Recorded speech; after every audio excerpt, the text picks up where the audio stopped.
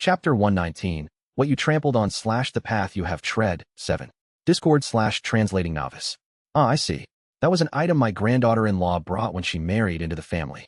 My grandson was from the Grasslands tribe, but his wife was from Biokra. When they had my great-grandson, she gifted the child a Naraigi. Now that I think about it, Wolriang and I are talking in front of the tent. The world is indeed small. To meet such a connection in such a place. My granddaughter-in-law wished for her friend's child to be matched with my great-grandson. But my great-grandson chose a suitable partner for himself and got married without being bound by that promise. I listened quietly to his story. As my great-grandson got married and he and his wife were living happily, Yuan Li, that bastard. One day he attacked the child's tribe. Kerjich. Wolriang grinds his teeth, his intent seething with anger. Everyone died, and my great-grandson vanished, leaving only his lower body behind. He always carried the Naraigi his mother had given him. I will definitely reclaim my great-grandson's upper body from that devil. Upper body. There seemed to be a certain fate at play. Bu Qianghua lost her lower body, and her fated partner, the upper body, both devoured by Yuan Li. Amidst my thoughts, I grind my teeth next to the old man. Why must the tyranny of the powerful bring despair and pain to others? Me, and this man as well. Everyone suffered unbearable pain and lost something precious to Yuan Li. I think to myself, does he have anything precious? It's unknown. Can someone who holds something precious so ruthlessly take away others without a second thought? I became lost deep in my thoughts, and Wolriang continued to curse Yuan Li endlessly. And then, after a while, all core formation cultivators from the entire continent gathered, and the Grand Council began. Inside the tent, space compression was applied. There are about 200 core formation cultivators. This number includes members from minor clans and secluded cultivators who hadn't been contacted previously, as well as those from ostracized powers, which are about 50 more than last time.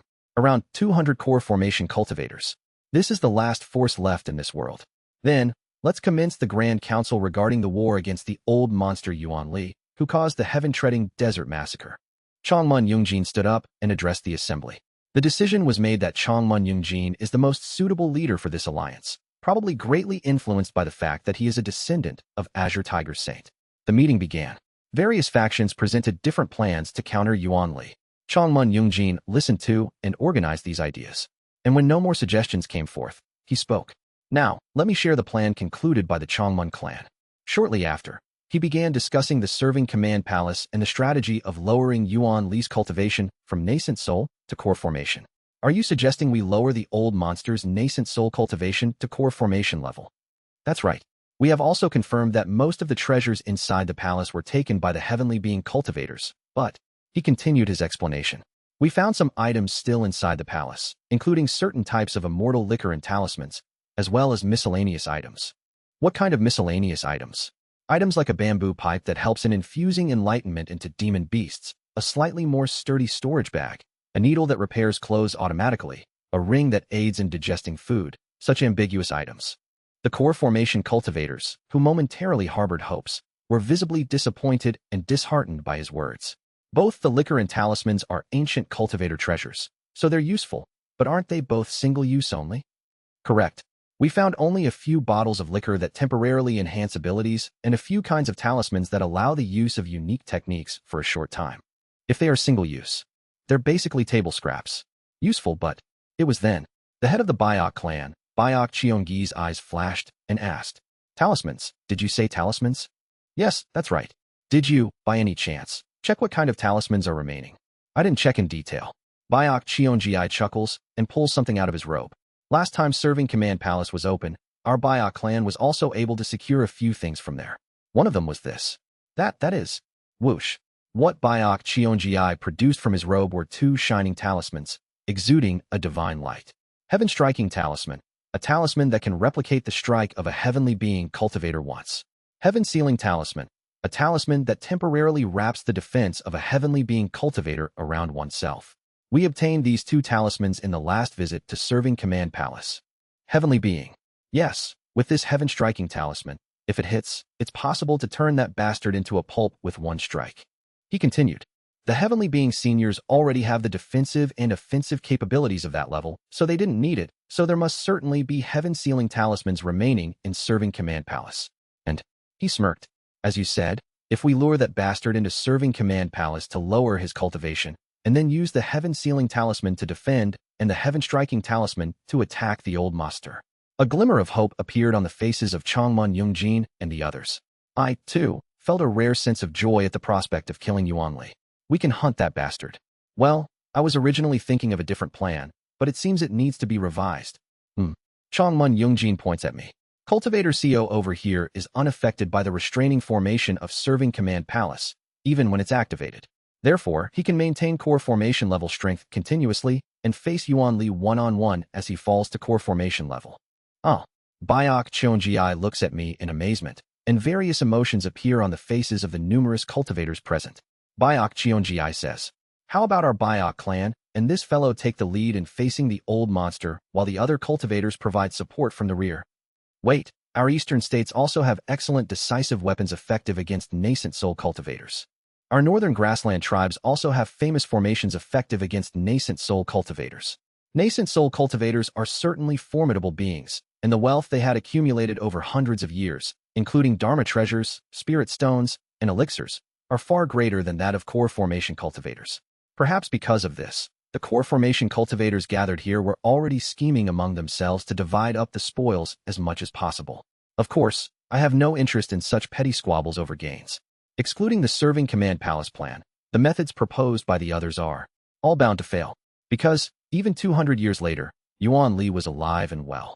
Especially the Heaven-Sealing Talisman and Heaven-Striking Talisman, boasting the power of the Heavenly Being stage. Why was Yuanli so unscathed in my past life despite the existence of such terrifying talismans? Of course, this life introduced the variable of the Serving Command Palace plan. So, maybe it's possible to hunt him. But that alone is not enough. He must be killed. Absolutely. If I don't tear him apart in this cycle, I can't console the souls of those who died in this life. After the meeting ended and various cultivators were chattering, I approached Changmun Yungjin and whispered another plan.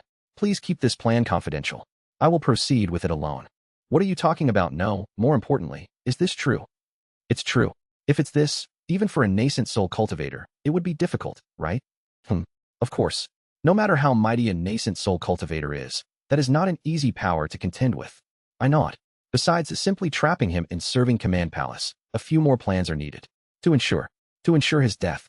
The first conference ended satisfactorily. Practically all future plans were also decided in this conference. From now on, it's just a matter of moving according to the plan. I acted along with the others, starting the task of scraping together the remaining treasures of Serving Command Palace using the Nether Crossing ship, along with some formation masters and artisan masters. Zing.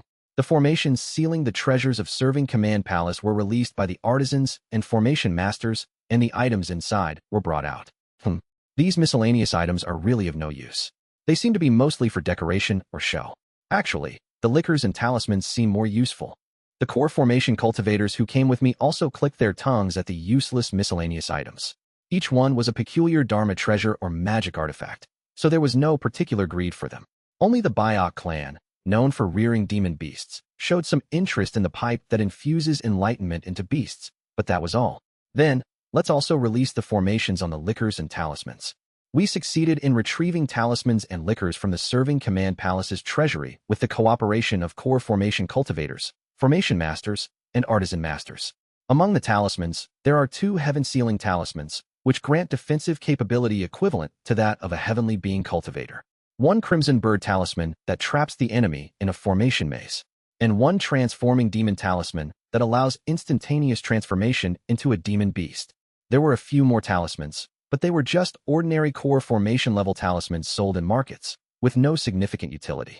There are quite a few liquors.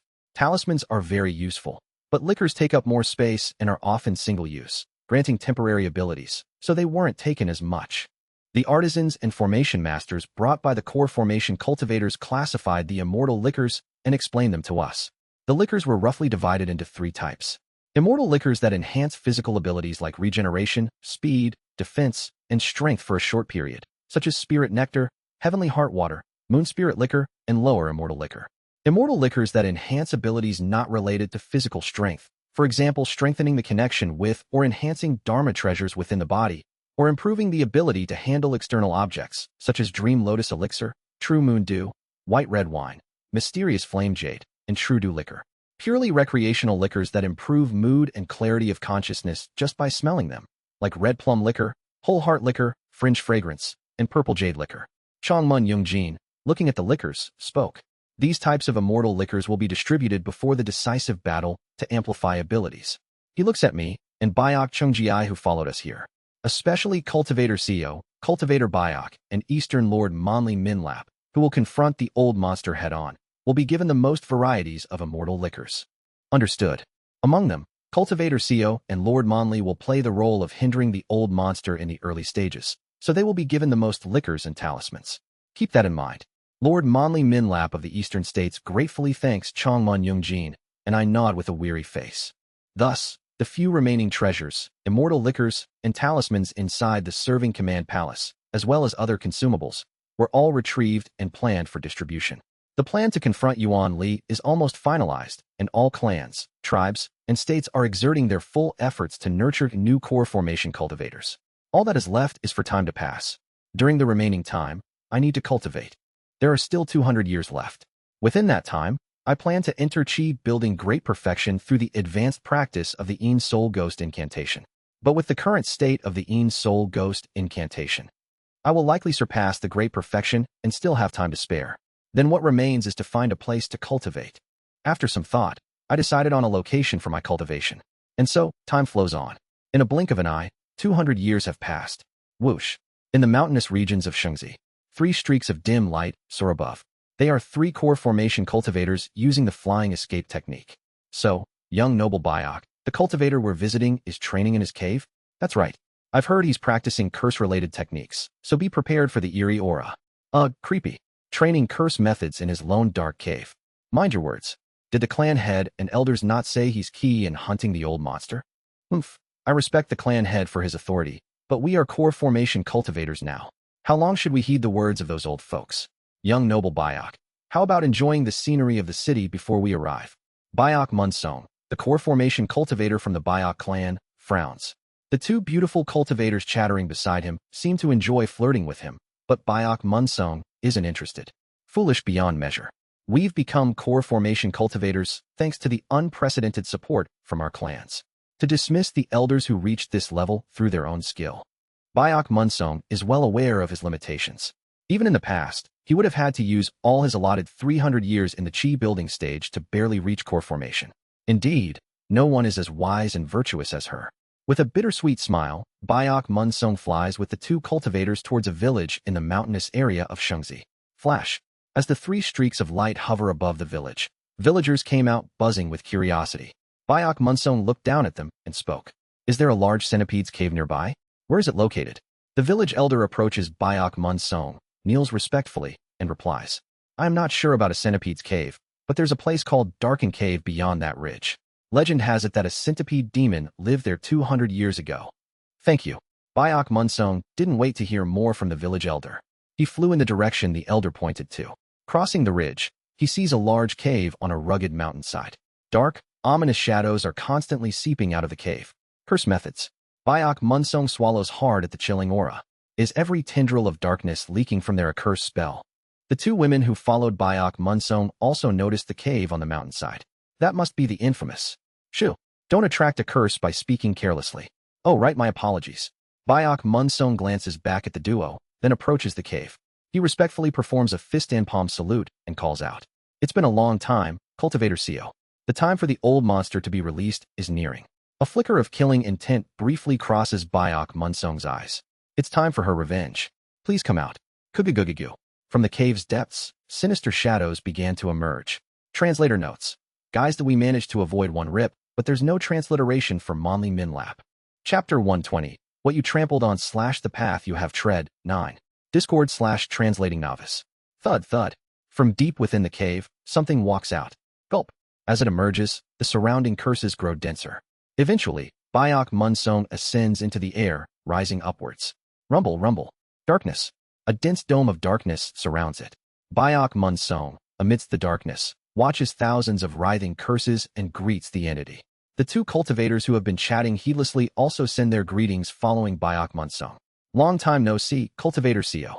Biok Munsong greeted him again, sizing up his cultivation. Qi building. 4th constellation. Horn, neck, root, room, heart, tail, winnowing basket. Ladle, ox, girl, emptiness, rooftop, chamber, wall, leg, bond, stomach, hairy head, net, beak, triple star. Well, ghost. He felt the energies of 23 spiritual energy stars of the 4 constellations. Bayok Munsong felt the flow of pure spiritual force at the center of the curses and looked at him. Just chi building 4th constellation, but the strength of grand perfection. Those terrifying curses. Even though I have not been at core formation for long, I don't feel like I can win. Typically, curse sorcerers who practice curse methods handle 30 to 40 curse spells, up to 60 or 70 in some cases. In exceptional cases, more than 90. But what about him? It looks like thousands at a glance.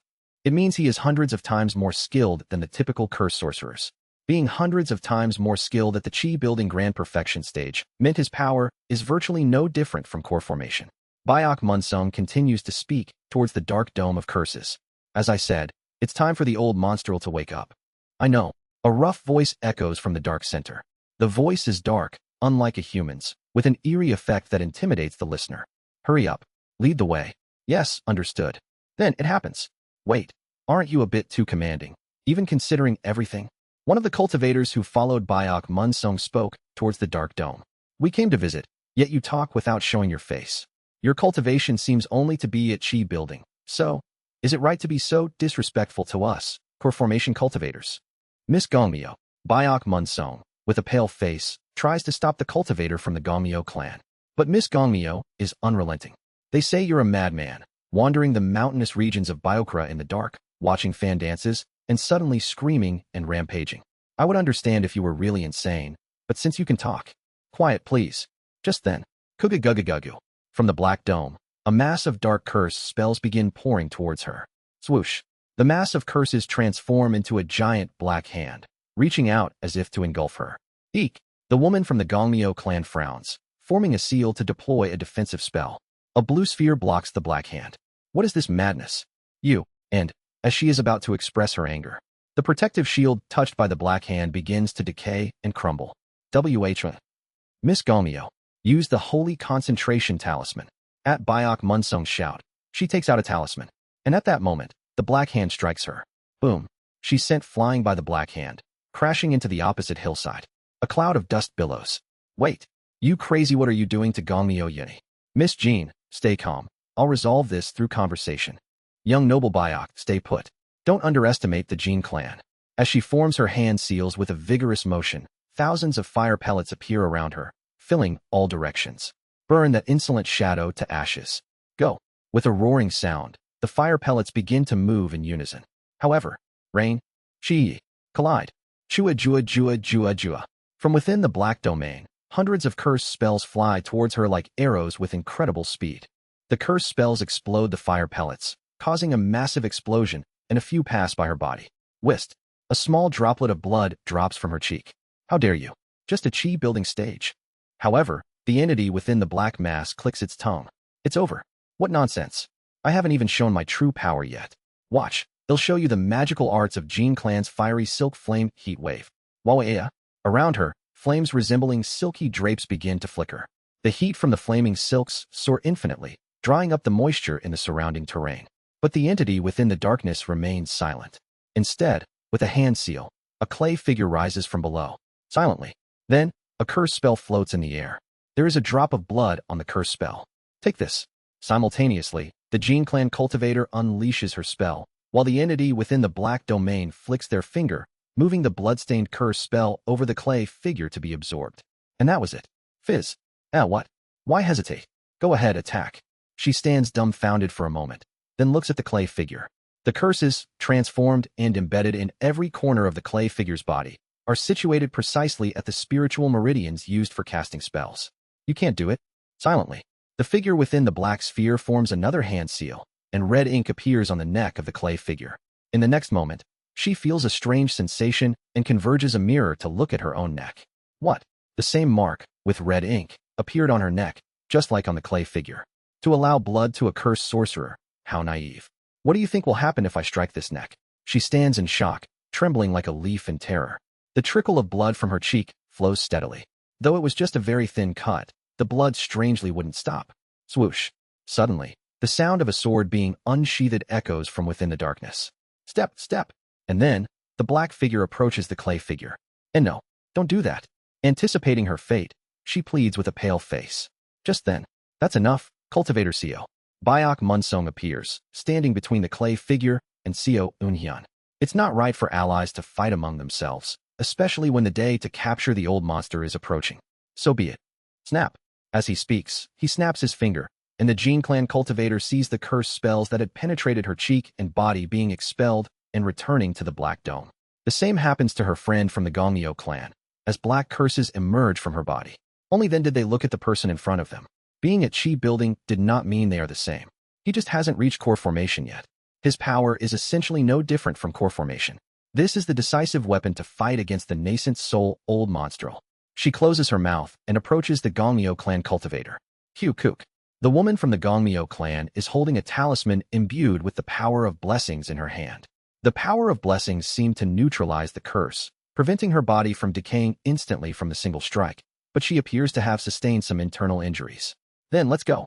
Whoosh. Scattering dark curse spells, Seo Eunhyun moves from within the curses. He hides in the darkness and flies away into the sky.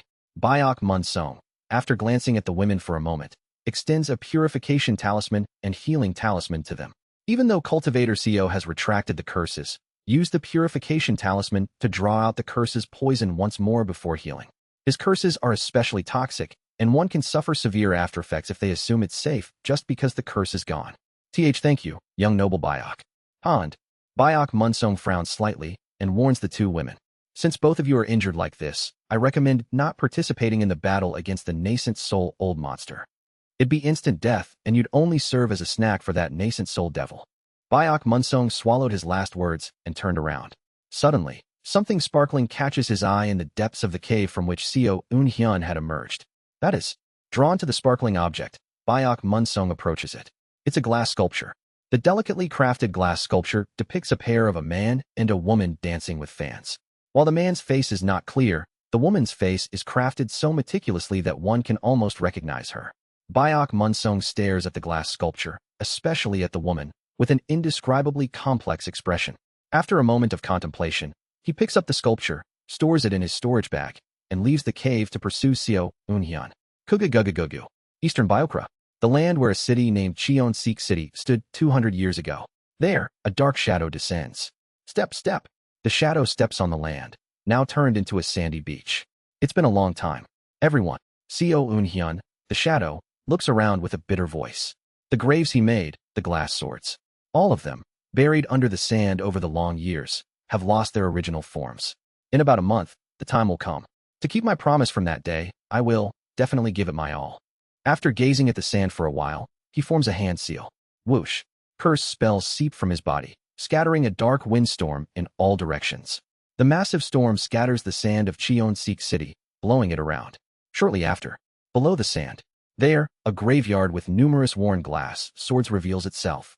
Some of the 200-year-old buildings are still sporadically standing. Among the buildings, Seo Eunhyun walks towards the workshop of Buk Hyangwa, still maintaining most of its original structure. This place is also about to collapse with no one to maintain it. The workshop barely held its shape, on the verge of collapsing. Perhaps it would crumble with just a slight touch from Seo Eunhyun. He looks around. Coming back later to dig through the sand would be absurd. He takes out flags and magic artifacts from his possession. These are the magic artifacts he had bought at the Spirit Path conference before coming here. Shick, shick, shick. Thump, thump, thump. The flags and magic artifacts fly in all directions, embedding themselves into the ground, preventing the sandstorm from covering the graveyard.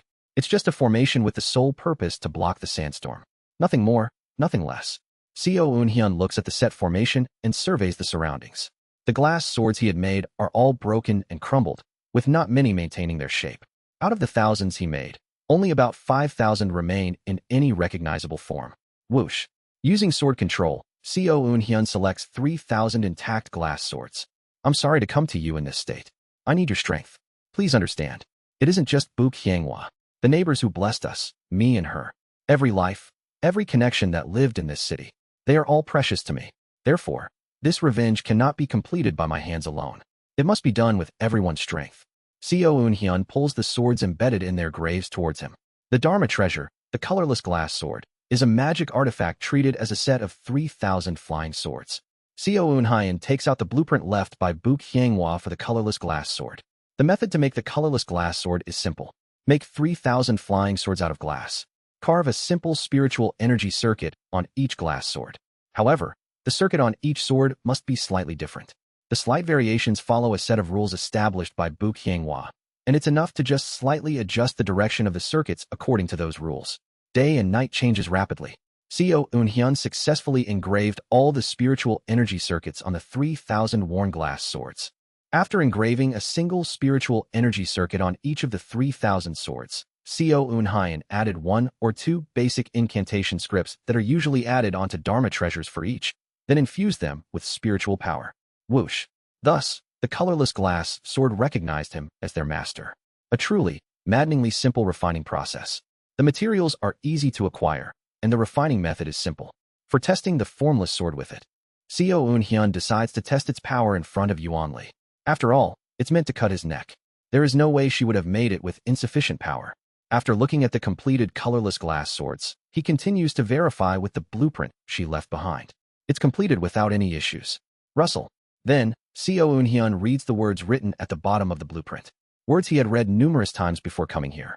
Words she left for him.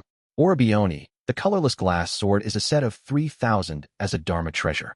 It might seem like a lot, but seeing how you handle flying swords, I thought you can definitely manage it. Did you know? Originally, the number for the colorless glass sword wasn't 3,000, but 3,650. Did you know that yesterday marked exactly 10 years since you came to Cheonseek City? The colorless glass sword is made to commemorate that. A Dharma treasure made to commemorate each day you spent here. However, I left the remaining 650 sets incomplete on purpose, hoping we could design and create them together, so I made it operate only with 3,000 sets. It's still incomplete, so I hope we can finish it together in the future.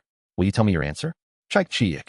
Black tears drop one by one from Xiao Unhyun's face covered in the shadows. The fallen tears scatter into cursed spells, corroding the sand. Hiss. The sand beneath Xiao Unhyun begins to corrode wildly. The cursed spells surrounding him grow denser. I will carry this in my heart. I will complete it. Xiao Unhyun looks at Bu Qianghua's grave. I will be back. And then, he leaves the grounds of Cheonseek City with the 3,000 set colorless glass sword. Whoosh. As he walks through the air after leaving Cheonseek City, his eyes catch someone. It's Byok Munsong, riding on a flying sword Dharma treasure. What is it?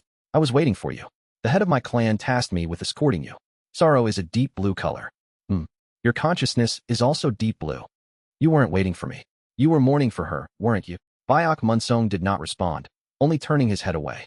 After this war ends, Xiao Unhyun speaks to Byok Munsong. Let's go together and mourn her together. Let's go quickly.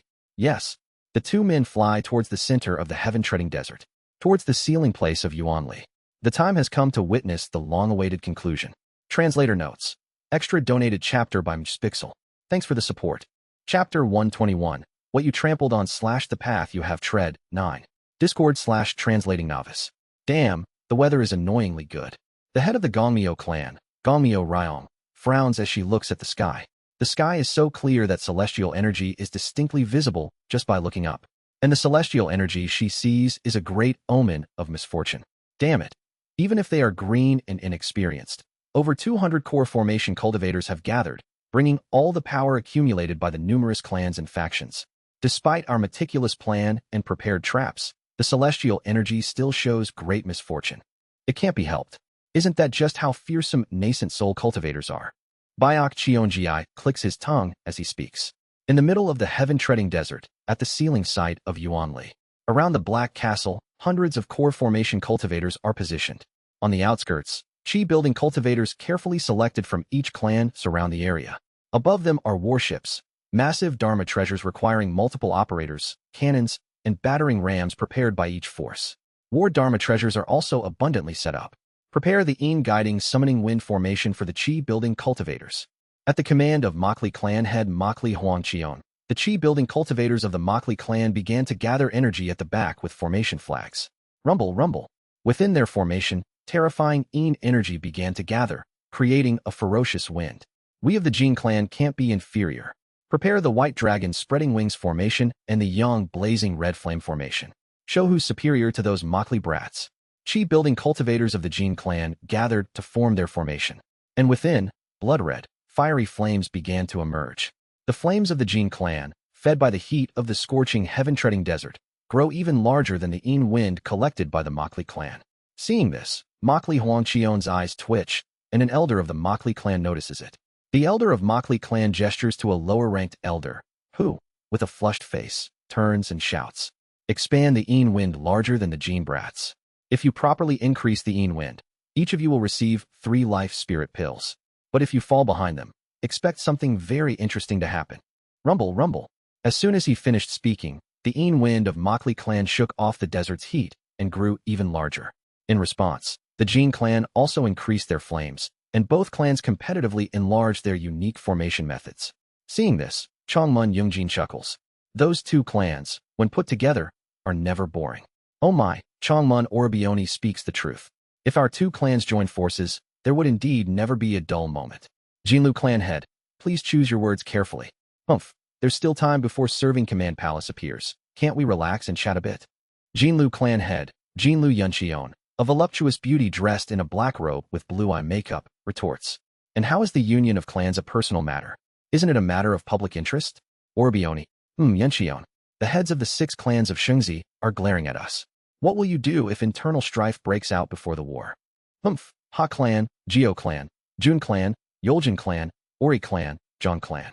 Even combined, they can't match the Jinlu clan, so what do they know? Let's not talk about such trivial matters, Orbioni. Can't you treat me as you used to?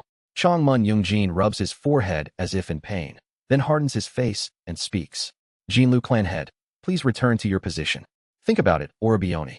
The bloodline of the great Changmun clan, descended from Azure Tiger Saint Changmun Sunwu, combined with Jinlu clan, the founding ancestors of Shengzi. Enough. I will not permit further idle talk. As the alliance leader, I order the Jinlu clan head to return to her position. Any further, and it will be dealt with as a military matter. Humph. Very well, alliance leader. I hope you think it over. Jinlu Yunqion winks at Changmun Yungjin and returns to her position with a broad smile. Changmun Yungjin presses his head as if in pain. Anyway, why isn't Cultivator Seo here yet? He asks Biak Cheonji, who had been subtly sticking close to Gomyo Ryong. Biak clan head, didn't a core formation cultivator of the Biak clan go to fetch Cultivator Seo? Ah, about that. Just then, Kugagugagu. From the east of the heaven-treading desert, a shadow enveloped in a mass of darkness flies towards the ceiling site of Yuanli. Wawum. Dark curse spells burst out in all directions. Within the center of those cursed spells, the shadow looks around. It seems I'm not too late. Poof. Following the shadow, Biak Munsong promptly approaches Biak Cheonji and greets him respectfully. I greet you, clan head. The mission has been accomplished. Oh, is that so? Well done. Haha, alliance leader. It looks like everyone we were waiting for has arrived. That's right. The shadow wrapped in dark curses, Seo Unhyun. The Eastern Lord, wrapped in white bandages, Monli Minlap. The confident head of the Biak clan in a blue and white robe, Biak Cheonji. The 3 stepped forward in front of Changmun Yungjin. You all must be familiar with the plan, so I have nothing specific to tell you. However, I would advise all 3 of you to keep visualizing the situation in your minds. Understood. Biak Cheonji replies, but Seo Unhyun and Monli Minlap just nod their heads. And also as serving command palace will appear soon. Accept this in advance. Changmun Yungjin hands over storage artifacts to Biak Cheonji and Monli Minlap. I have put the liquor in the storage artifacts. Huh, truly immortal liquor. Just drinking it temporarily enhances all sorts of abilities. Biak Cheonji admires the liquor inside the storage artifact, and Monli Minlap, without a word, immediately takes out the liquor and drinks it on the spot. Cool. After drinking all the renowned immortal liquors, Monli Minlap's momentum transforms. Coom. His cultivation seems to surge momentarily, and he takes a deep breath. Good, it's only for a short time. But then, Biak clan head. I'll drink mine before activating the heaven-striking talisman. Do as you wish. Changmun Yungjin's gaze turns to Seo Unhyun. Cultivator Seo, are you drinking it now? Seo Unhyun, within the cursed spells, nods his head. I've been drinking while waiting. Let's hope the plan proceeds well. Changmun Yungjin finishes speaking and gathers his energy with a solemn expression. Then he looks up at the sky. All the core formation and chi building cultivators present are looking up at the sky. Seo Unhyun gazes not at the sky, but at Yuan Li's castle. Monli Minlap takes out a large cannon from his storage artifact and begins inserting spirit stones into the back of it. Biak Cheonji infuses his energy into the heaven-striking talisman. While everyone is calculating the celestial energy and timing while looking up at the sky, it's time. Gongmyo Rying shouts loudly. Liberation Palace. One of the Eastern lords mutters in a low voice.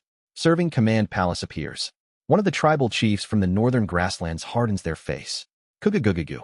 The void distorts, and a cylindrical palace, drifting through another dimension, enters the physical realm. Kugugugugu. Simultaneously, numerous cultivators present feel the surrounding heaven and earth energy shift. The energy of liberation. What is blocked opens up. What is sealed is released. The being confined is set free. The one sleeping awakens. Creak, creak, creak. Gongmyo clan's secret formation. The 8 trigrams spirit-absorbing sealing formation that connected and sealed the nearby dragon veins. Within the formation, streams of red energy begin to burst forth. Rumble. Simultaneously, numerous cultivators feel the pressure of spiritual energy and stiffen their faces. The entity within is striving to break free from its confinement. Liberation Palace fully enters the physical world, anchoring itself.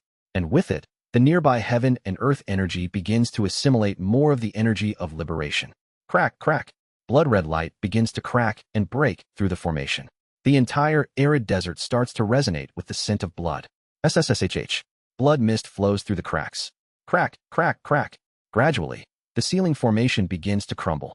A core formation cultivator swallows hard. Kugugugugu. The formation breaks into pieces, and the heaven and earth spiritual energy that formed it visibly scatters in all directions. And finally, Wawoom. The sealing formation is completely broken. A blood-red hue spreads across the world, and the entire desert becomes soaked in the smell of blood. Swoosh. The black castle is shrouded in a chilling blood mist. From within its depth, a figure emerges step by step. A blood-red robe, grayish-white hair, hands with deep, wrinkled skin, and a face still hidden behind a bizarre, translucent black mask. It's Yuan Li, the Bloodwood practitioner. Have you been well? Kugugugugu. The 400 core formation and chi-building cultivators gathered in the area felt suffocated from just that one sentence. Nascent soul. Chongmun Yungjin trembles as he tries to gauge his cultivation level. Middle stage. Biok Cheonji's face darkens. Did he form both the Yin spirit and Yang spirit? Has he managed to freely merge and separate Yin and Yang spirits in the middle stage of nascent soul? No need to fear. Seo Unhyun interrupts Biok Cheonji. SSSSH. Dark curse spells spread around him. The blood mist could not penetrate the world formed by the black curses. He boasted he would reach the late stage of nascent soul, but he only managed to reach the middle stage. Isn't he ashamed to not keep his word as a nascent soul cultivator? Kugugugugu. The dark curse spells bubble and, upon touching the blood mist, causes it to rot and fall to the desert. Come at me, Yuan Li. Today you die. What's this? It doesn't feel like devilish arts, but it certainly looks like it. Has he mastered a method derived from devilish arts? Yuan Li paid no attention to Seo Unhyun's words and just observed him. Interesting, an impudent fellow. But there seems to be a misunderstanding. I speak to Monli Minlap. Begin the attack. Monli Minlap nods and aims his cannon at Yuan Li, who is in the midst of his speech. The hundreds of spirit stones he had inserted into the cannon glow at once. And then, flash, a blue beam shoots towards Yuan Li. For a moment, the world turns into night as the beam draws in all the rays of the sun. Boom. Sound follows belatedly, shaking everything around. SSSSH. A cloud of dust rises. Monli Minlap speaks, as if hopeful. We got him. That's unlikely. Mokli clan and Jin clan, and all other clans, unleash your attacks. Chongmun Yungjin conveys my words all around. Then, the chi-building cultivators of Mokli clan release their prepared Yin-guiding summoning wind formation towards Yuan Li.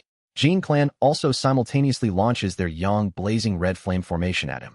Several chi-building cultivators use the power of their formations to launch a wide-area attack at the lone entity. We hit. No, we didn't. The real battle starts now, so everyone, be ready. I pour out more curse spells while looking into the dust cloud. And then, blood red pierces through the dust. Chongmun Yungjin's voice echoes from behind. Disperse. Boom. A bloody red beam shoots towards our location. And as the dust settles, Kugugug. Above the black castle, there stood Yuan Li, unharmed, with thousands of black and red jiangshi lined up beneath him. All his Dharma treasures and artifacts are naturally on display, exhibiting their might. Standing there, Yuan Li holds an unfamiliar blood-colored leaf fan in one hand. 200 years was not a short time for me or for you. Let's have some fun. He raises the blood-colored leaf fan.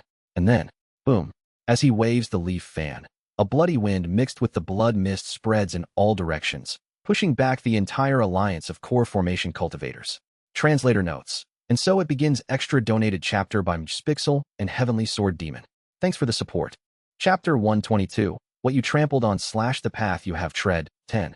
Discord / translating novice. Deploy the wall and mountain formation. At the roar of Changmun Yungjin, core formation cultivators, holding the formation flags they had received earlier, formed in rank. As the formation flags are arranged in a specific array, they emit a blue light and radiate a rainbow of colors. Rumble. The rainbow-colored light forms a mountainous barrier, acting as a giant wall to block the bloodstorm. A level of precision incomparable to the hasty defensive formation used 200 years ago to block Yuan Li's attack. Quite sturdy, Yuan Li's bloodstorm could not penetrate the mountain wall and dissipated. Changmun Yungjin's voice spreads in all directions.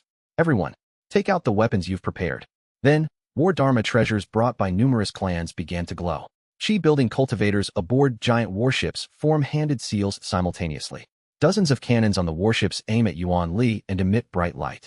The cannon-shaped dharma treasures and gun-shaped dharma treasures also emit brilliance simultaneously. The core formation cultivators in front also take out their dharma treasures. Compared to 200 years ago, 200 more core formation cultivators, painstakingly nurtured by each clan to prepare for the final battle with Yuan Li, brought the total to about 400. Dharma treasures and spells of all these core formation cultivators rush towards one being. And then, boom, within the numerous explosions and clouds of dust, a blood light arises. Crackle. Inside the blood light, thousands of black and red Jiangshi, summoned by Yuan Li, start to move. It's the old monsters, Jiangshi Legion. Kaiyi. Several powerful Jiangshi gather to face the Dharma treasure of a single core formation cultivator. Keek. As the Jiangshi scream, their shockwave pushes back the core formation cultivator's spells. 4 together are equal to 1 core formation. A cultivator screams, his face turning pale. Just then, from the back of the military camp, 16 Easter lords step forward. Below them are strange individuals wrapped in black bandages, emitting a peculiar poisonous energy. From the northern grasslands, 3 tribal chiefs step forward. As they open their storage artifacts, grotesque monsters with layers of flesh pour out.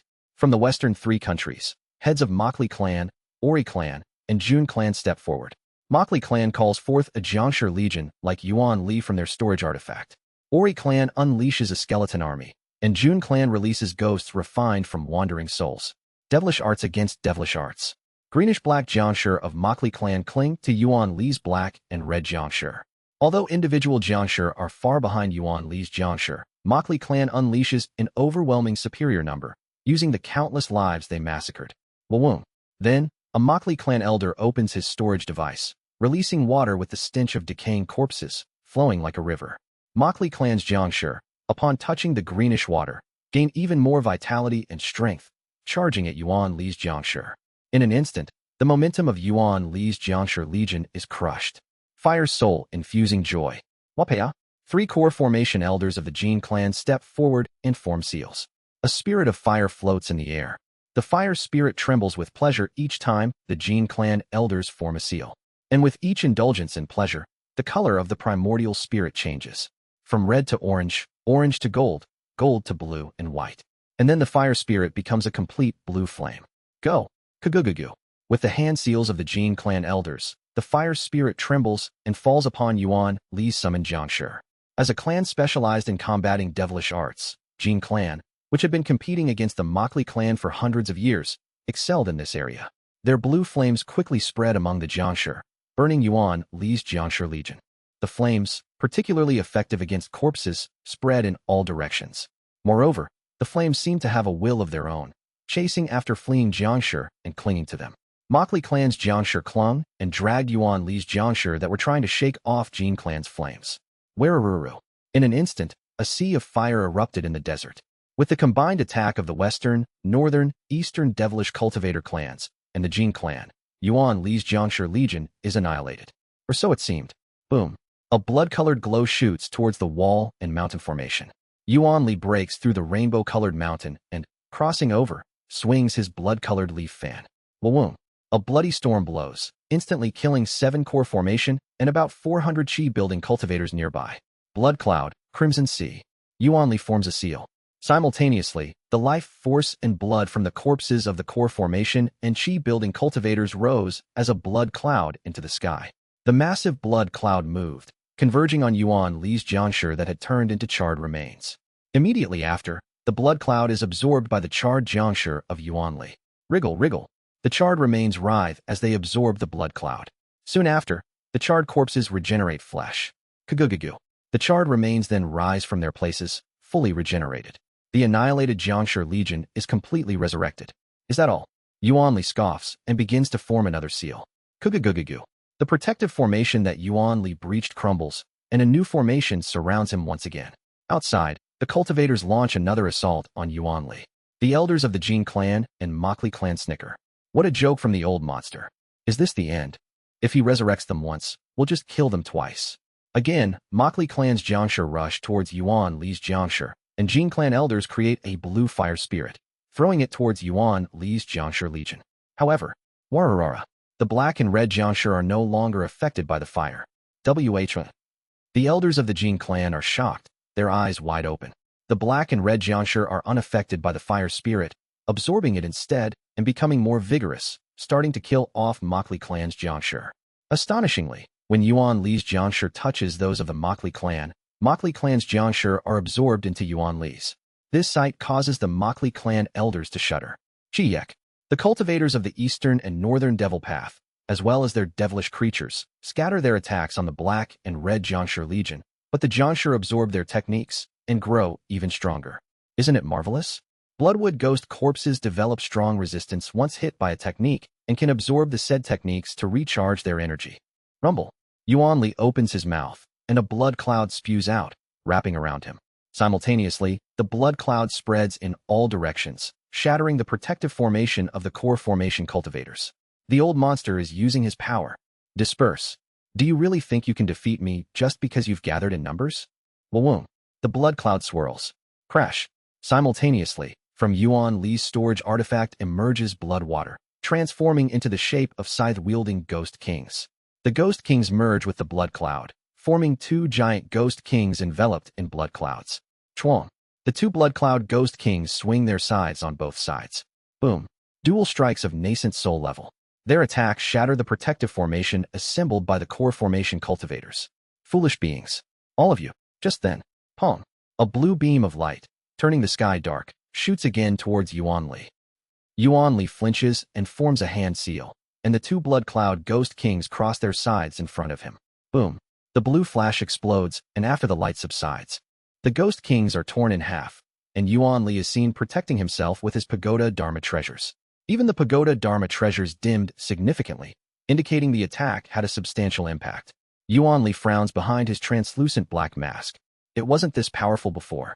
Yuan Li's gaze turns to the far distance, where Monli Minlap, wrapped in white bandages, is aiming the cannon at him. Whirring. Monli Minlap holds the cannon with one hand and forms a seal with the other. The cannon glows once more, and a blue flash begins to form, even more powerful than before. Ho! So it's like that. The deceased souls of the fallen core formation and chi-building cultivators are being absorbed, enhancing its power. A cannon that grows stronger with more casualties. Yuan Li's eyes emit a bloody shine. I've heard of it. The main cannon of the Black Ghost Valley's nether crossing ship. One of the cannons destroyed in the battle with the Mad Lord, rumored to have drifted to the eastern shores. Why? Monli Minlap silently infuses spiritual power into the cannon, holding it with one hand. Hiss. A faint ghostly wail seems to emanate from inside the cannon. And then, boom, another blue beam shoots at Yuan Li. More ferocious than before. Boom. The beam explodes. The blue flash of light causes a storm that sweeps around, and chi-building cultivators positioned behind struggle not to be swept away by the storm. The brilliance subsides. But the next moment, wawoom, a dull blood-colored glow pierces through the blue explosion and rushes towards Monli Minlap. Yuan Li, wielding a crystal skull staff, flies towards him. If it's the remnants of the nether crossing ship, I'm quite interested. Hand it over. Monli Minlap furrows his brows and attempts to reactivate the cannon, but Yuan Li is faster. Wawoom. In an instant, Yuan Li reaches Monli Minlap and raises his hand. Wawoom. A massive blood light gathers above his hand. Farewell. The next moment, crackle. Black tendrils of darkness, not of a living creature but of dark mist, entwines around Yuan Li. The tendrils are made up of thousands of tiny curse spells. Crackle, crackle. The black fog of curses envelop Yuan Li. At that moment, Monli Minlap quickly retreats, and an elderly man dressed in hemp clothes, Wu Riang, descends to Monli Minlap's position, taking out a brown wheel dharma treasure. Die, monster! Whir. The brown wool begins to spin. As Wu Riang forms a hand seal, The wheel madly charges towards Yuan Li. Annoying pests. The wheel is completely stopped by the blood clouds summoned by Yuan Li with a wave of his hand. Annoyed, Yuan Li spits out a bloody glow as he speaks. A surprisingly skilled curse sorcerer, but still far from enough. It is, however, quite troublesome. Wawoom. The bloodlight pushes away the curse spells. You have my acknowledgement. And then, boom. Monli Minlap's main cannon, along with another blue beam, shoots at Yuan Li, who is still talking to himself. Engulfed in blue light, Yuan Li faces the concentrated attacks of core formation cultivators and chi-building cultivators' siege weapons. The ground shakes, and a glassy crater forms in the desert. The flash of brilliance that suddenly bloomed colored the desert, and, as if absorbing the desert's light, turned into darkness. At the center of the explosion, Yuan Li formed a hand seal and curled the blood light around himself, defending against attacks from all directions. You've prepared quite a bit in 200 years. It would have been dangerous if I was still in the early stages of nascent soul. His shield trembles precariously, but shows no sign of breaking. If I can just endure. Just then, Yuan Li notices a Dharma treasure. The wheel-shaped Dharma treasure Wu Riang had thrown. Spinning madly in front of him, the wheel began to spin faster. At first, it was negligible, but its rotational force and power gradually increased. Yuan Li's eyes widen in shock. What is this? That bastard is. Rumble. The brown wheel, gradually turning blood red, emits a crimson steam, pressing against his shield with immense force. This bastard, he's pouring his vital true origin into it. Wu Riang, with blood falling from his eyes and mouth, continues to infuse his life force into his Dharma treasure. Die, old monster. Even if I have to burn all my life force, I'll leave a mark on you. Whir. The wheel spins even faster. Rumble, rumble. Yuan Li sees the wheel slowly penetrating his trembling shield. You think I'll be injured by the likes of you? Ridiculous. Yuan Li emits a bloody glow from his eyes, gathering energy. And then, small characters in the air behind Yuan Li begin to float up. Xiao Unhyun's curse spells. Yuan Li thought he had completely shaken off the sticky evil, but it hadn't entirely disappeared. Wriggle, wriggle. Xiao Unhyun's curse spells climb up Yuan Li's body, settling near his heart. Outside Yuan Li's bombardment, Xiao Unhyun, standing under serving command palace, speaks to a chi-building cultivator of the Chongmun clan assisting him. Create it. Understood. The Chongmun clan's chi-building cultivator scatters seeds into the desert and forms a seal. Rumble. The cultivators with spiritual energy flows into the seeds, quickly growing them into a tree. As the cultivator forms a hand seal, the tree grows into a peculiar shape. It resembled a human, a person with arms outstretched, with a shadow submerged in dark curse spells. As Xiao Unhyun extends his hand towards the wooden man, a strand of curses flows into its heart. In this vessel, let agony reside. Whir. The curse spells in the wooden man's heart glows. Yuan Li twitched as he felt the dark evil in his heart. But before he can react, the evil explodes. The chi-building cultivator from the Chongmun clan, next to Xiao Unhyun, strikes the wooden man's heart with his fist, creating a hole. The curse is activated. Throb. Yuan Li clutches his chest in agony as a sudden pain erupts in his heart. And in that brief moment, boom, Wu Riang's Dharma treasure, emitting steaming red mist, tears through Yuan Li's protective shield and charges at him. Chulalala. One side of Yuan Li's upper body is torn away. Wu Riang's will doesn't return to him, but instead flies behind Yuan Li. Countless Dharma treasures and attacks assault Yuan Li's torn half. Yuan Li, extracting pure spiritual force, temporarily creates an arm and forms a seal. Dissolve. Then, an explosion engulfs Yuan Li. Kugugugugu. Numerous core formation cultivators hold their breath, watching the area where the brilliance is slowly fading. Cough, cough. Wu Riang, dropping his usual cane, spits blood and glares at the area of explosion. An all-out attack by numerous core formation and chi-building cultivators. Everyone looks with anticipation in their eyes. And from within the dust cloud, something bizarre with a bloody luster appears. What is that? Chongmun Yongjin frowns. Around Yuan Li, 7 blank scrolls have appeared, with a bizarre blood-colored beast emanating the energy of 7 demon souls. The beast was guarding Yuan Li. Haha, thrilling indeed. The faces of the cultivator alliance darken. But is this really all you have? Yuan Li was regenerating half of his upper body that was torn away. In one hand he holds the crystal skull staff, and in the other, the blood-colored leaf fan. Try a bit harder. Am not even excited yet. Rumble. The bloodwood ghost corpses that Yuan Li summoned began to extract energy from the spells, jiangshi, and devilish creatures they had absorbed. The energy emitted by the bloodwood ghost corpses coalesced into bloodlight and flew towards Yuan Li. Chulalala. As Yuan Li lifts the crystal skull staff, the skull opens its mouth, absorbing the blood energy. Simultaneously, Yuan Li's depleted energy begins to replenish. Chi Thray. Soon, Yuan Li returns to the same state as when he first emerged from the seal. TSK, how dull. My excitement's dying down. Don't you have anything more to show? Chulalala. A mass of black curses rise from under Yuan Li, engulfing him. TSK. Boom. However, this round of curses fail to reach Yuan Li, bouncing off his shield. Yuan Li looks at the shadow manipulating the curse spells from afar. I wondered who kept sneakily mixing curses in. So it was you. Ha. Now I see it's not even a core formation cultivator, but a chi-building one. He lifts the blood-colored leaf fan. I acknowledge your skill in sending troublesome core formation level curses as a chi-building cultivator. Very impressive. And Yuan Li turns back to see Wu Riang gasping for breath. You risked your life to hit me hard. It's impressive, but it seems you've run out of energy to retrieve your Dharma treasure. Yuan Li mockingly taunts Wu Riang. Wu Riang, gasping for air, smiles. The Dharma treasure. I don't lack energy to retrieve it, you monster. It's been delivered. What nonsense. Well then, you've all worked hard, so die. Yuan Li swings his leaf fan, launching a huge attack on all the cultivators who exhausted their strength. Wawoom. The bloodstorm engulfs the alliance. Hold on. Now's the time. Just a little longer. Changmun Yungjin and numerous core formation cultivators spit blood as they once again deploy protective formations. However, unlike the first formation, this one is considerably weaker, and cracks soon appear, allowing the bloodstorm to surge through. Clan head, save us. While core formation cultivators endure, many chi-building cultivators are swept away by the bloodstorm, turning into mere droplets of blood. The faces of numerous core formation cultivators contort in horror. However, the seemingly endless bloodstorm soon subsides. Monli Minlap, who had been withstanding at the back of the protective formation, once again lifts the main cannon of the Nether Crossing ship. Absorbing the souls of the dead chi-building cultivators, the cannon flickers with an even more powerful blue light.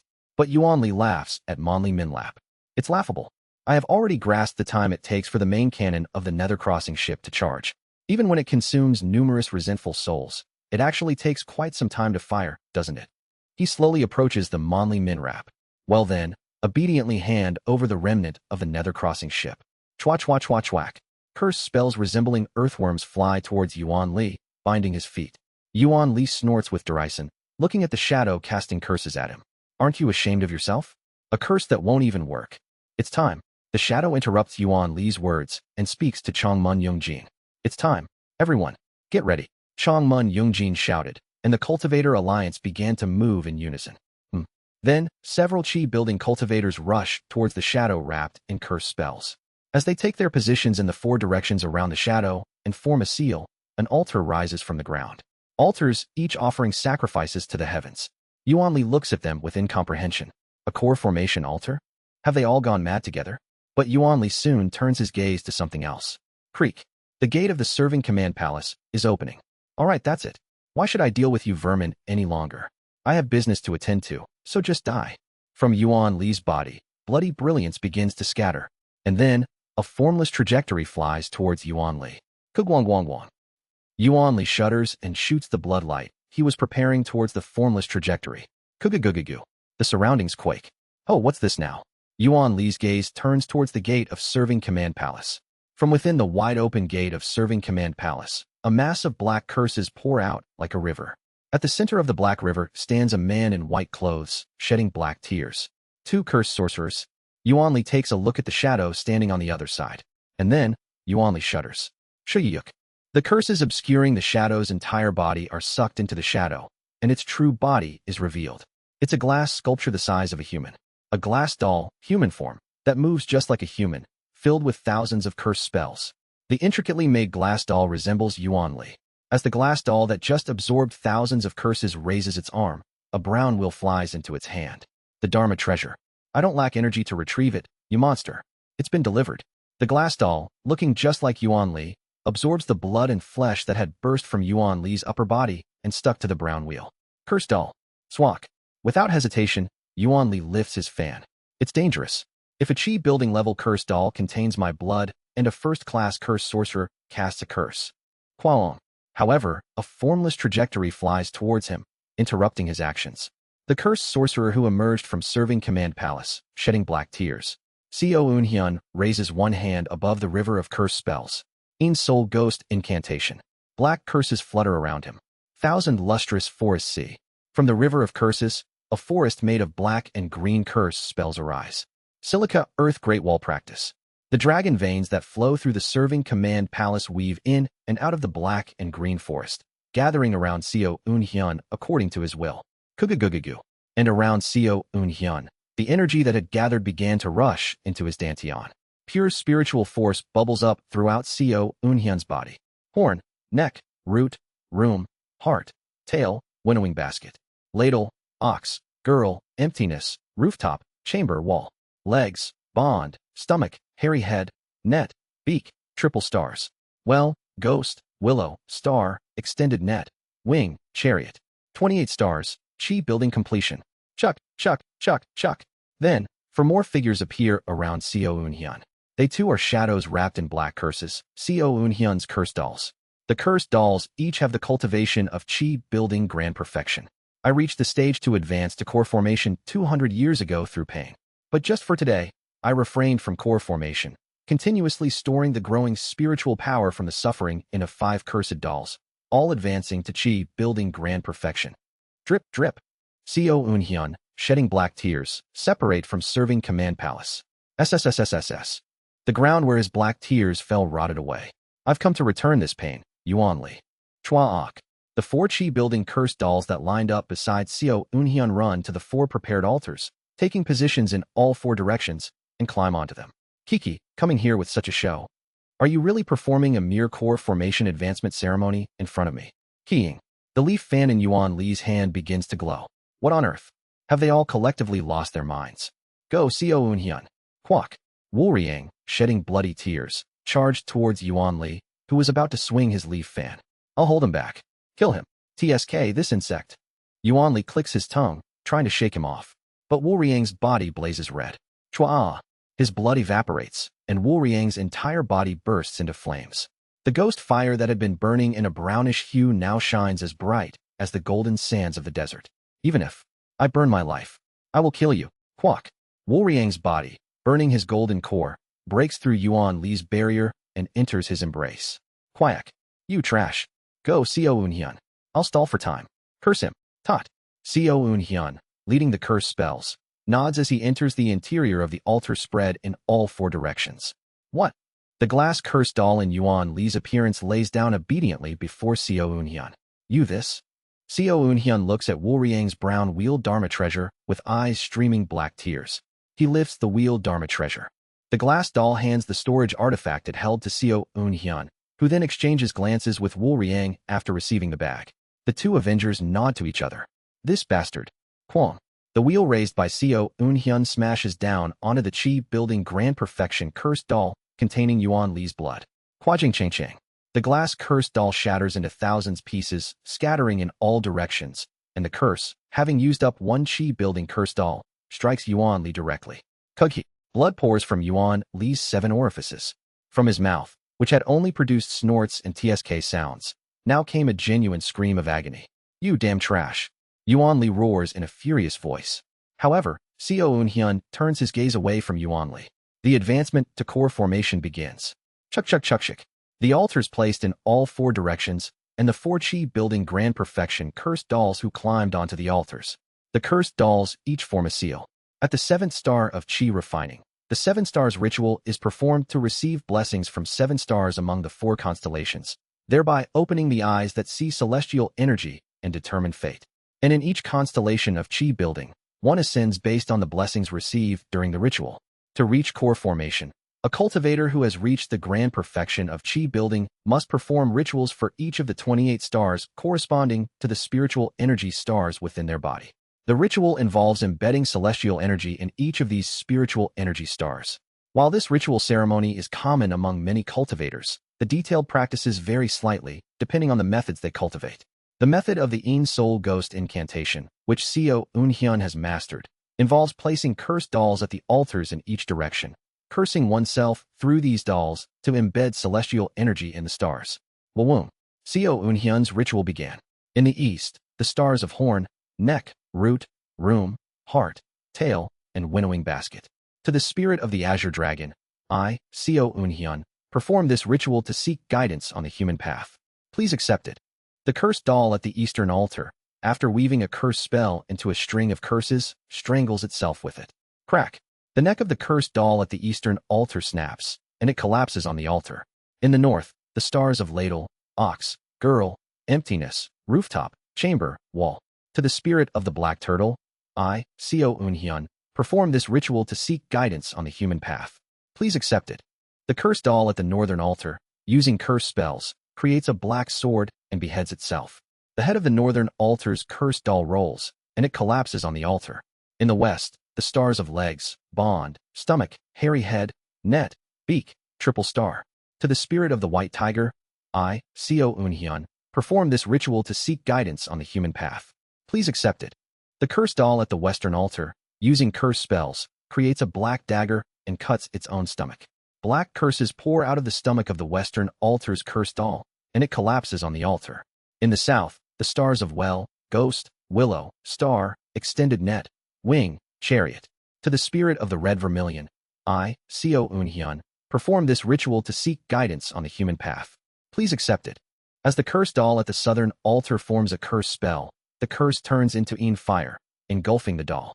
The southern altar's cursed doll burns in the Een fire and collapses onto the altar. In the center of the altars, Seo Unhyun gathered the curse spells coming from all directions. There is no need to match the time for the core formation ritual. One simply has to attract celestial energy with their cultivated method and embed it into the 28 corresponding spiritual energy stars. The black curses swarming from all directions burrow into Seo Unhyun's entire body. Seo Unhyun, shedding black tears, closes his eyes. Celestial energy begins embedding and connecting the 28 stars in his dantian. At the same time, the stars begin to rotate.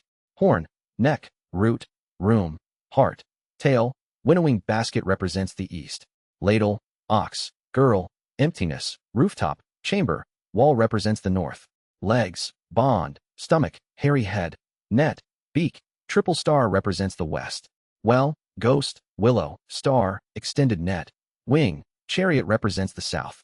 The spiritual energy stars symbolizing the four directions start rotating in Seo Unhyun's dantian, beginning to create a domain within it. This domain, also known as the heavenly domain or heavenly sphere diagram, is engraved in his dantian. The space within the heavenly sphere diagram in the dantian begins to condense. Crack, crackle. The domain in the dantian gathers the pure spiritual force flowing within the body, confining it within the domain. The pure spiritual force condenses more and more, starting to take a solid form. Cool. Celestial energy from all directions pours into Seo Unhyun's body furiously. Kook, cough. Yuan Li vomits blood from his injuries. Kwang. He burns his vital true origin and throws Wu Riang, who bound him, far away. Then, he looks at Seo Unhyun. He hasn't fully recovered from the curse inflicted by sacrificing the cursed doll at the grand perfection of Qi building. Yet, even so, a smile never left his face. Like lunatics, everyone seems ridiculously laughable. There won't even be a need to reveal what I've been hiding. Do you truly believe anything will change in the grand scheme just because another core formation will emerge? He burst into laughter. Ha, that's right. Ascend to core formation and make me die with you with your curse. Go ahead. Aren't you underestimating a nascent soul cultivator too much?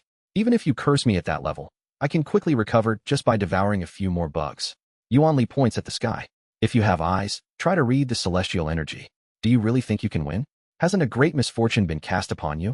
Even the heavens know. Yuan Li's voice echoes throughout the desert. Today, I will be the victor. The heavens will witness it. And then, rumble, rumble.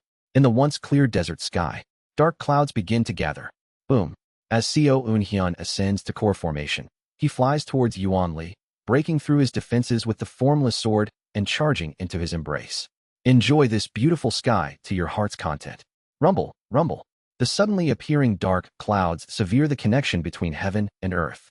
The phenomenon of heavenly rejection. The heavens begin to gather strength to prevent the lifespan of an ender from being rewritten. Seo Unhyun entered Yuan Li's embrace, hugging to the point of crushing him. Koom. Within the dark clouds, jagged blue flickers. The streaks of blue are even more enormous than when Seo Unhyun reached Qi building. Seo Unhyun smiles brightly. It'll be a bit thrilling. Then, the heavens drop a pillar of heavenly lightning towards the heavenly rejected. Translator notes, I really enjoyed the four cursed dolls ritual scene and the reveal that Seo Unhyun was in the serving command palace this whole time. I also bet y'all didn't expect Seo Eun-hyun to enter core formation. Eh? Chapter 123, What You Trampled on / The Path You Have Tread, 11. / Translating Novice. Payit. All sound fades. Only the blue pillar that descended from the heavens illuminates the desert. The immense beam of lightning is the only light, overshadowing even the rays of the sun.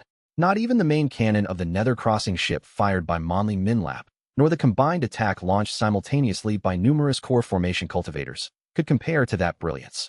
The light created by the crude hands of mere humans in the form of spells and formations is of no match for the pure brilliance directly forged by the heavens. All members of the Alliance, standing there, swallowed their saliva and gazed inside the pillar. Byok Cheonji bit his lips fiercely, his hands trembling. Mokli Huangqion looked at the blue pillar with shocked eyes, inhaling deeply. Jinlu Yunxion's face was blank as she opened her mouth wide. Mokli Huangqion spoke to Changmun Yongjin. Look here, Changmun clan head. I've heard of Cultivator CEO's curse strategy, but I wasn't informed of anything like this. Oh, this strategy was individually proposed by Cultivator CEO to me. Changmun Yongjin continues.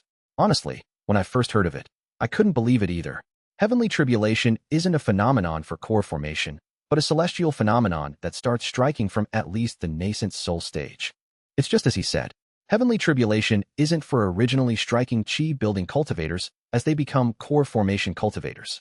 It begins at the nascent soul stage, where mortals start to behold the world's origin. That's when the heavens punish those fated to die.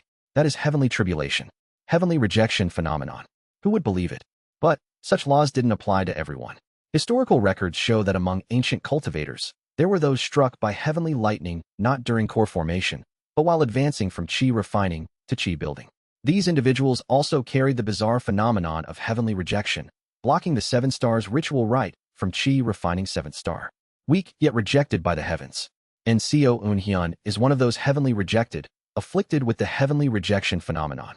I too was skeptical and only agreed because Cultivator Seo earnestly requested it. We made it an individual operation because I had no confidence to apply such an exaggerated legend as the strategy for the entire alliance. Mokli Huangqion looks inside the blue lightning, his expression hardening. Byok Cheonji comes over and speaks. Haha. Still, you should have at least given a hint to me, one of the 3 critical factors of the strategy. It's so sudden my heart is racing. I'm sorry I didn't inform you, Byok clan head. Changmun Yongjin apologizes.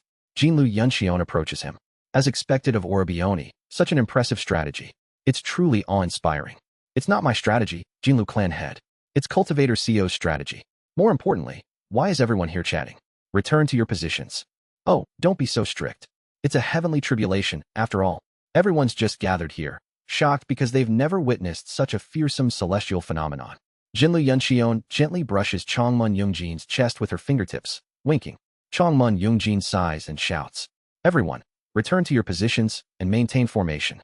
I don't know the extent of the old monster's vitality, but if he's still alive, we must launch another total assault and completely evaporate him to his nascent soul. At his words, the Alliance resumed their stance. In the world of silent blue light, only 2 beings exist, Yuan Li and me. Keying. To prevent Yuan Li from escaping, I raised numerous curse spells on my arms, connecting my cursed hands to Yuan Li's body. He gnashed his teeth, unable to get away, and unfolded a red shield to bear the heavenly lighting with me with all his might. No, it might not be right to say he bore it with me. He is simply blocking it all. The baptism of blue light that seemed endless eventually ceases. Chi. The blue lightning dissipates, and Yuan Li gasps for air, glaring at me with eyes emitting a bloody glow. You trash. But, Kurung. The heavens begin to rage again, as if to question my audacity to bypass heavenly lightning with another's help. The heavens unleash their fury on me once more through the blue brilliance. The streak of blue is even thicker and larger than before. Kugugugugu. Yuan Li and I are once again trapped inside the blue pillar. Without a moment to glare at me, Yuan Li grits his teeth again and expands the barrier. This phenomenon, called heavenly lightning, or heavenly tribulation, or heavenly punishment, is said to strike once one reaches the nascent soul stage, according to legends. And according to the records in the texts, such heavenly tribulations are something that the individual undergoing must overcome alone. If one receives help from others, the heavens become even more furious and send down even stronger heavenly lightning. Regardless of the current situation, I am indeed receiving Yuan Li's help. Kugugugugu. Keying. The 4 Dharma treasures, Yuan Li's pagodas, surround us. The pagodas emit red light, forming a barrier around us. However, Pajik, the barrier that seemed to withstand the heavenly tribulation for a while began to crack. I can see Yuan Li clenching his teeth tightly. Keying. The red pagodas then emit brighter light. The cracks seem to disappear, but the pagodas, perhaps overexerted, appear to be in a dangerous state. And, just when the pagoda's condition seems to reach its limit. Keying. Once again, the heavenly tribulation ceases. Yuan Li, bleeding from his nose, glares at me. I will kill. And then, the heavens prepare the third heavenly tribulation. Flash. Before he can say anything, the third strike descends upon us. Quangjing Changchang. The barrier formed by Yuan Li's pagoda Dharma treasures shatter like fragile glass, and the Dharma treasures explode in the middle, unable to withstand any longer. Quagwang. Boom. The pagoda Dharma treasures, which had been defending Yuan Li, lose their light forever and are torn apart in the heavenly lightning. Keying. Yuan Li fires a bloody light towards the heavens. He summons the 2 ghost kings and the blood cloud from his storage artifact. He draws 17 bone daggers slashing towards the sky. But the bloody light is swallowed by the blue streak.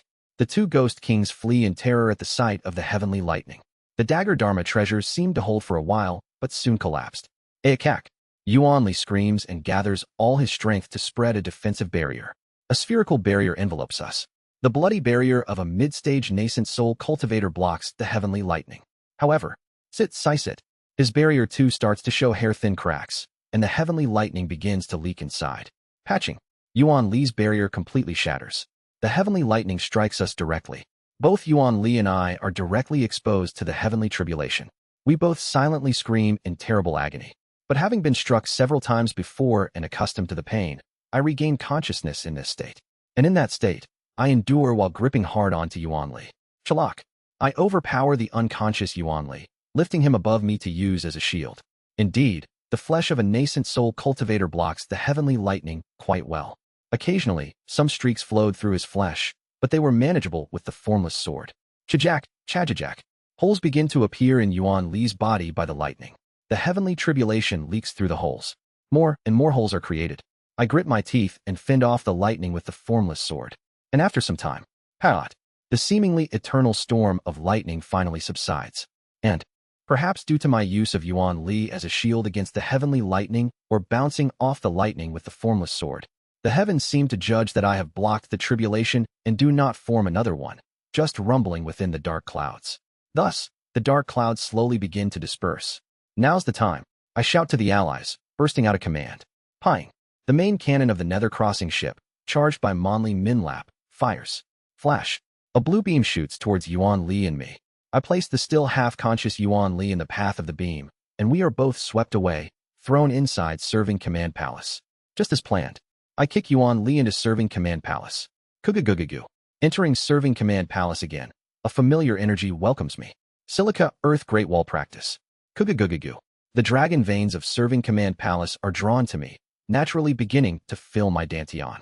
I immediately sit down in a lotus position, rushing towards the final stage of core formation. Keying. Having overcome heavenly tribulation, a complete set of 28 stars, infused with celestial energy, begin to solidify in their places. And then, flash, my dantian. Within, a golden core is formed. The size of the golden core is slightly larger than 2 fists combined, and the surface of the golden core is engraved with 28 stars, forming the heavenly sphere diagram. The inner core, originally the size of 2 finger segments in the center of my dantian, is now located in the very center of the 2 fist-sized golden core. Its appearance resembles an armillary sphere that represents the earth and the celestial sphere surrounding it. The luminous spirit emitting from the golden core instantly colors the area of Serving Command Palace, and I half open my eyes within the light. Thump, thump, thump, thump. Core formation cultivators outside Serving Command Palace begin to enter one by one. They launch another attack at Yuan Li, who had been burned to a charcoal-like state. Taking advantage of the time they bought for me, I take out the storage artifact given to me by the cursed doll. The cursed doll and I were linked in real time. From the centipede's cave, I watched over the village Buk Hianghua, and I saved, for 200 years through the cursed doll. It was this cursed doll who also forged the glass swords, which I offered as tributes in Cheonseek City, by engraving spiritual circuits and refining them into the colorless glass swords. And now, I finally received them through the cursed doll's storage artifact. Cherik. I opened the storage artifact, summoning 3,000 glass swords into the air through sword control. Warwick. Chi refining 14th star. From the stage of infinite spiritual cloud in the chi refining stage, cultivators can spit out spiritual clouds from within their bodies to cast spells. But upon forming a golden core, the nature of the spiritual clouds that cultivators had been using undergo a qualitative change. Where the spiritual clouds become more active and heat up fiercely. They transform into flames. Core formation cultivators call this flame emitted from the golden core as Dan fire. I spit out the fire of spiritual power blooming from my dantian through my mouth. The Dan fire spreads around me, covering the 3,000 glass swords. Every glass sword has a spiritual circuit engraved on them, and my Dan fire flows through these circuits, firmly marking me as the owner of the swords. Through the process of refining magic artifacts with Dan fire, they are reborn as Dharma treasures of core formation cultivators. These Dharma treasures, evolved from magical artifacts, reside within the cultivator's golden core and develop gradually as the cultivator advances in their cultivation, nourished by the Dan fire that blazes within the golden core. Over time, as they are cultivated in the dantian by Dan fire, they become stronger, tougher, and more powerful. Dharma treasures that have accompanied a cultivator for an extended period are known as the cultivator's natal Dharma treasures. Of course, a recently refined Dharma treasure can't be called a natal Dharma treasure yet. Still, its power cannot be underestimated. The colorless glass swords, made simply from desert sand, did not take long to be refined by Dan fire. Shurik, I absorbed the 3,000 glass swords refined with Dan fire. The 3,000 glass swords settle inside my golden core. I close my eyes, feeling the traces left by Bu Qianghua for me. Please give me strength. Not just Bu Qianghua. The tributes of my many neighbors of Cheonseek City used to refine the colorless glass swords. I pray silently to my connections who had been massacred by Yuan Li. Kugugugugu. From afar, I see the piece of charcoal gradually emitting crimson light, being hammered by the attacks of the core formation cultivators. Shiruru. Outside Serving Command Palace. From the Black Castle, a crimson radiance akin to a river surges towards us. The color isn't a muted shade of blood, but appears significantly more vivid and intense than any previously accumulated life force by Yuan Li. Cherik. The river of blood sweeps the charcoal-turned Yuan Lil. Kugagug. And then, Yuan Li's body regenerates as he rises. Still hidden behind that black mask, his true expression is unknown. However, everyone present knows that Yuan Li is extremely furious. I've spent hundreds of years covertly accumulating long-source true power in the castle for my ascension to heavenly being. These insect-like creatures, these trash-like creatures. Cough, cough. Even though his body fully regenerated, he still spat out blood. The aftermath of the curse and the heavenly tribulation seemed to linger. The heavenly tribulation barely touched me, yet the lightning energy is wreaking havoc within me. It's impossible for him, who bore the full force, to remain unscathed. Cough, cough. I too cough up blood-stained phlegm and stand up. The heavenly tribulation is definitely causing me some problems. However, swoosh. There are 65 cursed dolls prepared in advance in Serving Command Palace. Of these, 4 were used for the core formation ceremony, and the remaining 61 are low-grade cursed dolls imbued with the strength of Qi refining 1st or 2nd star. And curse. Reversal. Keying. As I form a hand seal and use the Een Soul Ghost incantation, the injuries and lightning energy remaining in my body disperse into the 60 cursed dolls. Cursed dolls can be used to curse others, but transferring all my injuries to the pre-prepared cursed dolls is also possible. Crackle, crackle, crack. Of course, the 60 cursed dolls, unable to withstand the lightning energy, instantly turn to ash and scatter. But still, I've transferred almost all my injuries and the lightning energy. I then take out the immortal wine previously stored in the storage artifact, the spirit nectar, which briefly enhances bodily regeneration, and the mysterious flame jade, which briefly enhances the ability to handle Dharma treasures. I drink both liquors in one go. Kagugugu. The minor injuries and lightning energy left after distributing to the cursed dolls are swept away by the regenerative power and disappear. After drinking the liquors, the healing speed of injuries is remarkably fast. Is this the power of core formation? It might be difficult now, having just ascended to core formation, but after 50 to 100 years of cultivation, I should be able to recover in a few months even if my head is severed. Such is the robustness of life force of core formation cultivators. These bastards, I will kill them all. While vomiting blood from his mouth, Yuan Li exudes a threatening aura, and everyone in Serving Command Palace nod in agreement. Chongmun Yungjin shouts, "Everyone, as per the plan, close the gate." To prevent Yuan Li from escaping or receiving further support from the Black Castle, the core formation cultivators form hand seals, closing the gates of Serving Command Palace. Creak, thud. The chiefs of the northern grasslands step forward. Click, click, click, click. For chiefs take positions around Yuan Li, one in each direction. Behind each chief, 3 core formation cultivators take their places. Behind these 3, 7 more core formation cultivators position themselves. The northern grasslands secret art. Blue sky heavenly net. Open. Kagugugu. The spiritual power of the cultivators in the formation connect. A blue light traps Yuan Li. The main pillars of the formation turn into white clouds, and Yuan Li in the center is trapped in the blue sky. And Yuan Li, who is in the middle stage of nascent soul, falls to the early stage.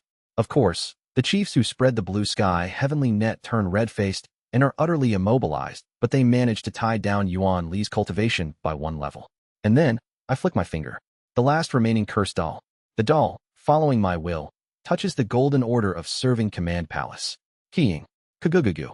A strange pressure suppresses the cultivation of everyone. Core formation cultivators are reduced to chi building, and Yuan Li, a nascent soul, falls to the early stage of core formation. Then, I, Monli Minlap, and Biok Cheongi enter the blue sky heavenly net. Monli Minlap pulls out the cannon aiming at Yuan Li, and Biok Cheongi begins chanting and takes out a talisman from his pocket, starting to activate it with a chant. And I grin so broadly it's as if my cheeks are about to split. Cherik. Though my core formation cultivation fell to chi building, it is still possible to freely store and summon Dharma treasures, a unique ability of the golden core. 3,000 glass swords rise around me, guided by my sword control. Woo-woo. The fragile flying swords made of glass overlay with the formless sword. The duration of the serving command palace's restraint is the result of 200 years of dedicated research by formation masters. It can be extended from half a gak to half a shurchen. Within half a shurchen, 60 minutes. A conclusion must be reached. Gazing at Yuan Li with unwavering resolve, I declare, here lies your grave. And thus, our final battle began. Chapter 124, What You Trampled On / The Path You Have Tread, 12. / Translating Novice. Thanks to the mysterious flame jade liquor, my initial encounter with a Dharma treasure felt intuitively simple, as if mastery came effortlessly. Woo-woo. The battle began. The colorless glass swords began to move. Quang, quang, quang. The colorless glass swords plunge straight into the earth, furiously excavating the terrain around them. Since it's a fragile Dharma treasure made of glass, its strength is extremely poor. However, once overlaid with the formless sword, it boasts the same strength and tenacity as the formless sword. Arg. Yuan Li dodges the colorless glass swords, glaring at me, and also glances at Monli Minlap, who is gathering energy for the main cannon of the nether crossing ship in the distance. He also takes a long look at Biok Cheongi, who is gathering energy in the talisman and preparing for an attack. I'm momentarily puzzled, but focus my mind and move the colorless glass swords. Kalalalak. 3,000 colorless glass swords move at my will. A storm of glass began to rage. Yuan Li counters with his 17 bone daggers, the crystal skull staff, the bloodleaf fan, and the blood-red spear Dharma treasure from within his body. A ghost king leaps out of the blood-red spear, grabs the spear, and swings it around. The 17 dagger Dharma treasures also seem to have their own will, dispersing attacks in his vicinity. Each time Yuan Li unleashes a blood wind with the leaf fan, the surroundings shake violently. However, Quagwagwagwa, the storm of 3,000 glass swords devours everything, approaching Yuan Li. Despite their seemingly erratic flight, not a single glass sword strikes another, their movement being orderly. The Dharma treasure of colorless glass sword is 3,000 swords as one set. Unified as one, overlaying them with the formless sword endows them with the complete implementation of the formless sword's freedom of trajectory and orbits. And that's not the end. Colorless glass sword, first form. There are 3 forms to the colorless glass sword, and their abilities change depending on the form. Color. The first form, color, of the colorless glass swords is to interconnect the spiritual energy circuits engraved on each of the 3,000 glass swords. Kalalak. 3,000 glass swords disperse. The spiritual energy circuits engraved on the glass swords begin to interconnect. Interestingly, each colorless glass sword has a single spiritual energy circuit, but the design of these circuits are subtly different according to the rules set by Bu Qianghua. Therefore, each glass sword emits different colors when interconnected due to these subtle differences. The colorless glass swords, drifting in every direction, start to radiate a spectrum of colors. The whole world seems to be covered in a kaleidoscope of brilliance. It's not just a change in color, but the temperament of each glass sword itself changes. All 3,000 swords project distinct temperaments. And the range of changes that these temperaments undergo within the storm of 3,000 glass swords is Infinite. They echo the limitless freedom of the formless sword. One temperament, when in a different position, becomes a completely different tool. A single glass sword continuously changes its position according to my manipulation and strikes relentlessly. This continuously changing glass sword is 3,000 in number. Arg, this bastard. Yuan Li unleashes a blood wind with his blood-colored leaf fan, blocking the glass swords. But I manipulate the glass swords even more precisely. Infinite change is in my hands. The formless sword only gains freedom of trajectory, not of temperament. However, by obtaining the colorless glass swords, the formless sword reaches a more complete realm of freedom. Kalalak. Sharp temperament, soft temperament, a moderate temperament between the two, hard temperament, flowing temperament. The energy of those innumerable temperaments all move according to my will, dyeing the surroundings in a brilliance of colors. Those changes devour Yuan Li's bloodstorm, gradually swallowing him up. Don't make me laugh. Yuan Li scoffs, infusing energy into his dagger Dharma treasures. The 17 bone daggers rotate crazily around him, scattering bright red streaks. The bright red streaks seem to completely engulf him, but I just smile. It's laughable. Show him. Among the numerous changes, my vision accurately finds a gap.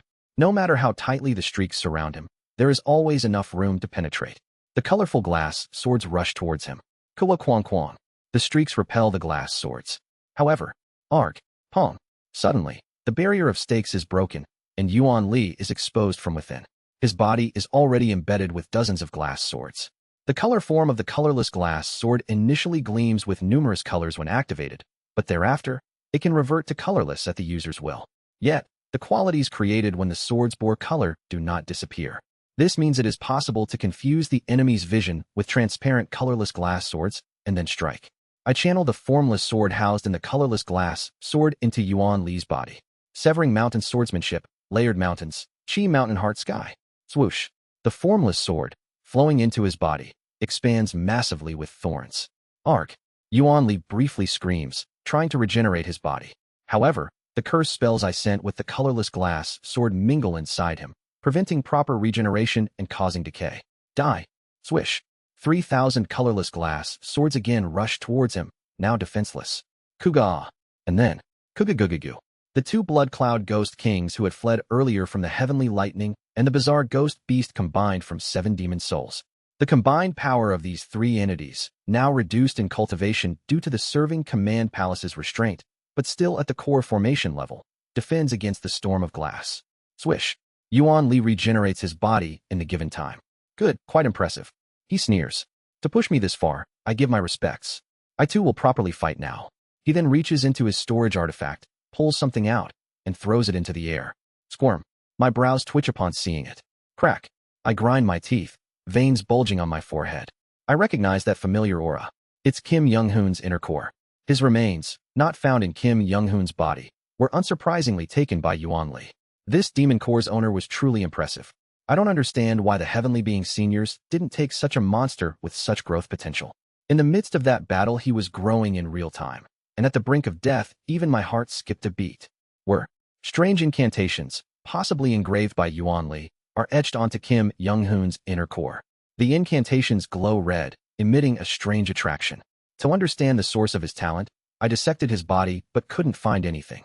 No unique spiritual roots. No unique physique. Eventually wondering if it was an issue of personality, I tried to extract and refine his soul, but couldn't find the soul either. Out of frustration, I extracted and refined his demon core instead and discovered something interesting. Squirm. The bizarre ghost beast. The 2 blood cloud ghost kings. The 3 ghosts are drawn to the inner core's attraction, beginning to merge around it. Harmonizing power. This demon core can mix and circulate completely different forces in its vicinity. It possesses overwhelming harmonizing power, able to assimilate any energy. So, around Kim Young-hoon's inner core, the bizarre ghost beast and the ghost kings merge, transforming into a 3-headed Azura. Yuan Li forms a seal, and his spear, leaf fan, and crystal skull staff fly into the 6 arms of the Azura. Rumble. The ghost kings and the bizarre ghost beast initially showed the cultivation that was dropped from early nascent soul to early core formation. But now, their cultivation increases from mid to late core formation as they merge. And then, pop. 17 bone dagger Dharma treasures. Yuan Li embeds 16 of these daggers into various parts of the Azura. As for the last remaining dagger, Yuan Li cut off 3 of his fingers, feeding them one by one into the Azura's mouth. Yuan Li's self-amputated fingers do not regenerate, and the Azura's cultivation surges even more after consuming them. Kagugugu. Core formation, grand perfection. The Azura's power reaches just short of nascent soul. With his demon core, I've created this excellent result. You, his friend, have learned a similar strange method despite appearing different. You must have a similar demon core, right? He'll extract it and make good use of yours too. Yuan Li manipulates the Azura from behind, shouting, "Bring it on." Colorless glass sword, second form. Natural. I released the second form of the colorless glass sword while looking at him. The colorless glass sword, second form, natural, has a simple effect. The colorless glass swords become more strongly interconnected, creating a perfect link of energy. The 3,000 glass swords, in their connected state, begin to circulate energy among themselves. This circulation seamlessly incorporates my formless sword, allowing it to flow in unison with them. Thus, they achieve a more profound interconnectedness, facilitating a unified energy circulation. That is the second form of the colorless glass sword, natural. The greatest advantage of natural is, of course, the ability to instantly circulate the formless sword to the desired location in accordance with the circulating energy, concentrating or dispersing the power of the formless sword. The colorless glass swords line up in a row.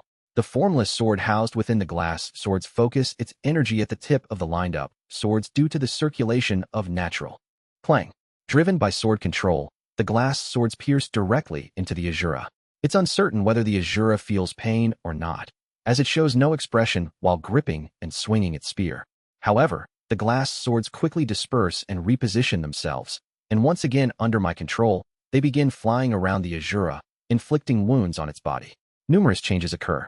The Azura swings the blood-colored leaf fan on one side, the blood-colored spear on another, and the crystal skull staff on yet another, scattering various spells.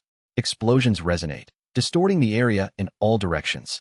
But I continue on, controlling the storm of glass to pressurize the Azura. Colorless glass sword. First form. Second form. Combine. And thus, the true strength of the colorless glass sword begins to emerge. First form, color. Second form, natural. When both forms are activated simultaneously, the terror of the colorless glass sword is fully revealed. The interconnected glass swords activate their spiritual energy circuits, shining in various colors. Then, in that state, the energy of the glass swords begin to circulate. Flash. The different temperaments within the glass swords begin to circulate, swapping places between each sword. A sword that once emitted black turns white. The colorless glass swords, each originally having their unique hue, begin to continuously share and change colors without pause. A cascade of colors dance, forming a luminous tempest that envelopes the Azura. The infinite trajectory of the formless sword merges with the endless shifts of temperaments of the colorless glass sword. Together, they display an array of transformations beyond words. The blood-colored Azura is but a small moth trapped in a storm. Flick, flick. Gradually, more wounds appear on the surface of the Azura. The storm of glass seems wildly chaotic, but each sword follows the group of swords. Sizzle. The wounds on the Azura's body multiplies, soon covering it entirely. Severing Mountain Swordsmanship. 22nd move. Ultimate technique. 3,000 colorless glass swords begin to enact a sword technique while revolving around the Azura. Severing Mountain. The ultimate technique of Severing Mountain Swordsmanship, channeled through the 3,000 colorless glass swords, converges into a singular, devastating strike. As the colorless glass swords unleash Severing Mountain, the formless sword housed within them amplifies the transformative power in Severing Mountain, grinding the Azura from all angles. Flash. A burst of light erupts, and the Azura explodes completely. I rush forward, snatching Kim Young-hoon's inner core from the center of the Azura, then control the colorless glass swords. Disperse. Swish. The glass swords scatter in all directions, clearing a path, and at the end of the path stands Yuan Li. Fire. At that moment, the Nether Crossing ship's main cannon, which had been gathering energy, fires. Yuan Li tries to dodge, but I form a seal. Kaduduk. While distracted, I had stealthily placed a cluster of curses behind him. The curses, like tentacles, envelop his body, preventing him from escaping. It isn't just me. Countless core formation cultivators, now at Chi building stage, under the command of Chongmun Yungjin, coordinate to bind Yuan Li with various spells. Dozens, hundreds of spells, not just curses, tightly bound him. Chongmun Yungjin shouts, "Biok Clenhead now? Use it now." Biok Cheonji also throws the talisman infused with spiritual power towards Yuan Li. The talisman emits light as it flies towards Yuan Li. Yuan Li, reduced to a mere early core formation stage, is hit squarely by the main cannon of the nether crossing ship. Flash. Light erupts in all directions. We all stare at the center of the explosion. Manli Minlap, too, focuses on the center without making any remarks like we've killed him this time. And then, shhhh. The light subsides. Silently, we look at the spot where Yuan Li had been. The dust settles. At the spot where the light and dust clears, Yuan Li still stands. But on the faces of all the cultivators present, there is a glimmer of hope.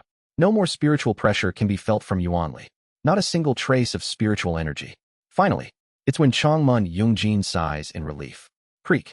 The gates of the serving command palace begin to open. Who is it? Didn't I say not to open the gates of serving command palace until the operation is completely finished? Changmun Yungjin frowns, looking towards the entrance of the serving command palace. The ones opening the gate are 5 Eastern Lords. I notice something strange. The color of their intent is odd. Just then, excellent. Yuan Li raises both arms. Excellent, excellent, so very excellent. You all fought so magnificently. I am moved by your resolve. I pay my respects to this first war. I, Bloodwood practitioner Yuan Li, recognize your valor. As the gates of serving command palace open, the core formation cultivators inadvertently look up at the sky outside the gate. The dark clouds have disappeared, and the celestial energy is still ominous. Close it. Close the gates of serving command palace. Changmun Yungjin urgently shouts, but the 5 lords who opened the gates just cross their arms. And then, rumble. The tribal chiefs of the northern grasslands gather, and suddenly, the blue sky heavenly net begins to collapse.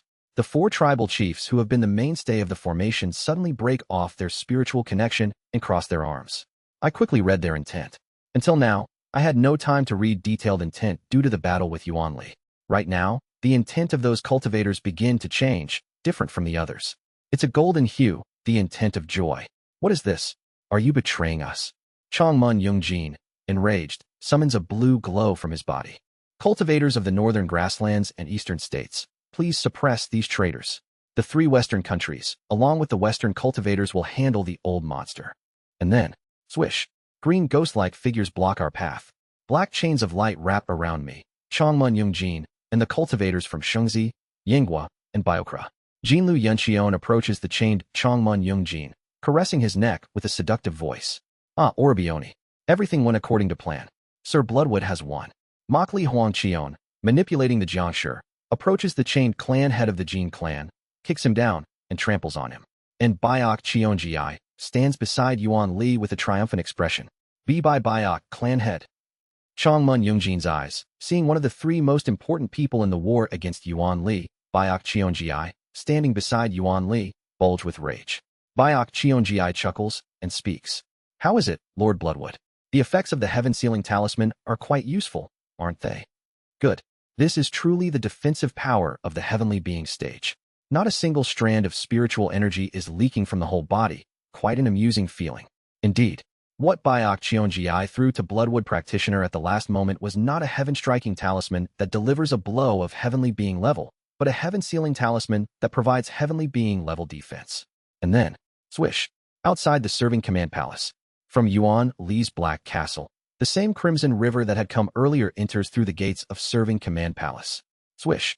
As Yuan Li absorbs the crimson river, his spiritual power begins to rise again.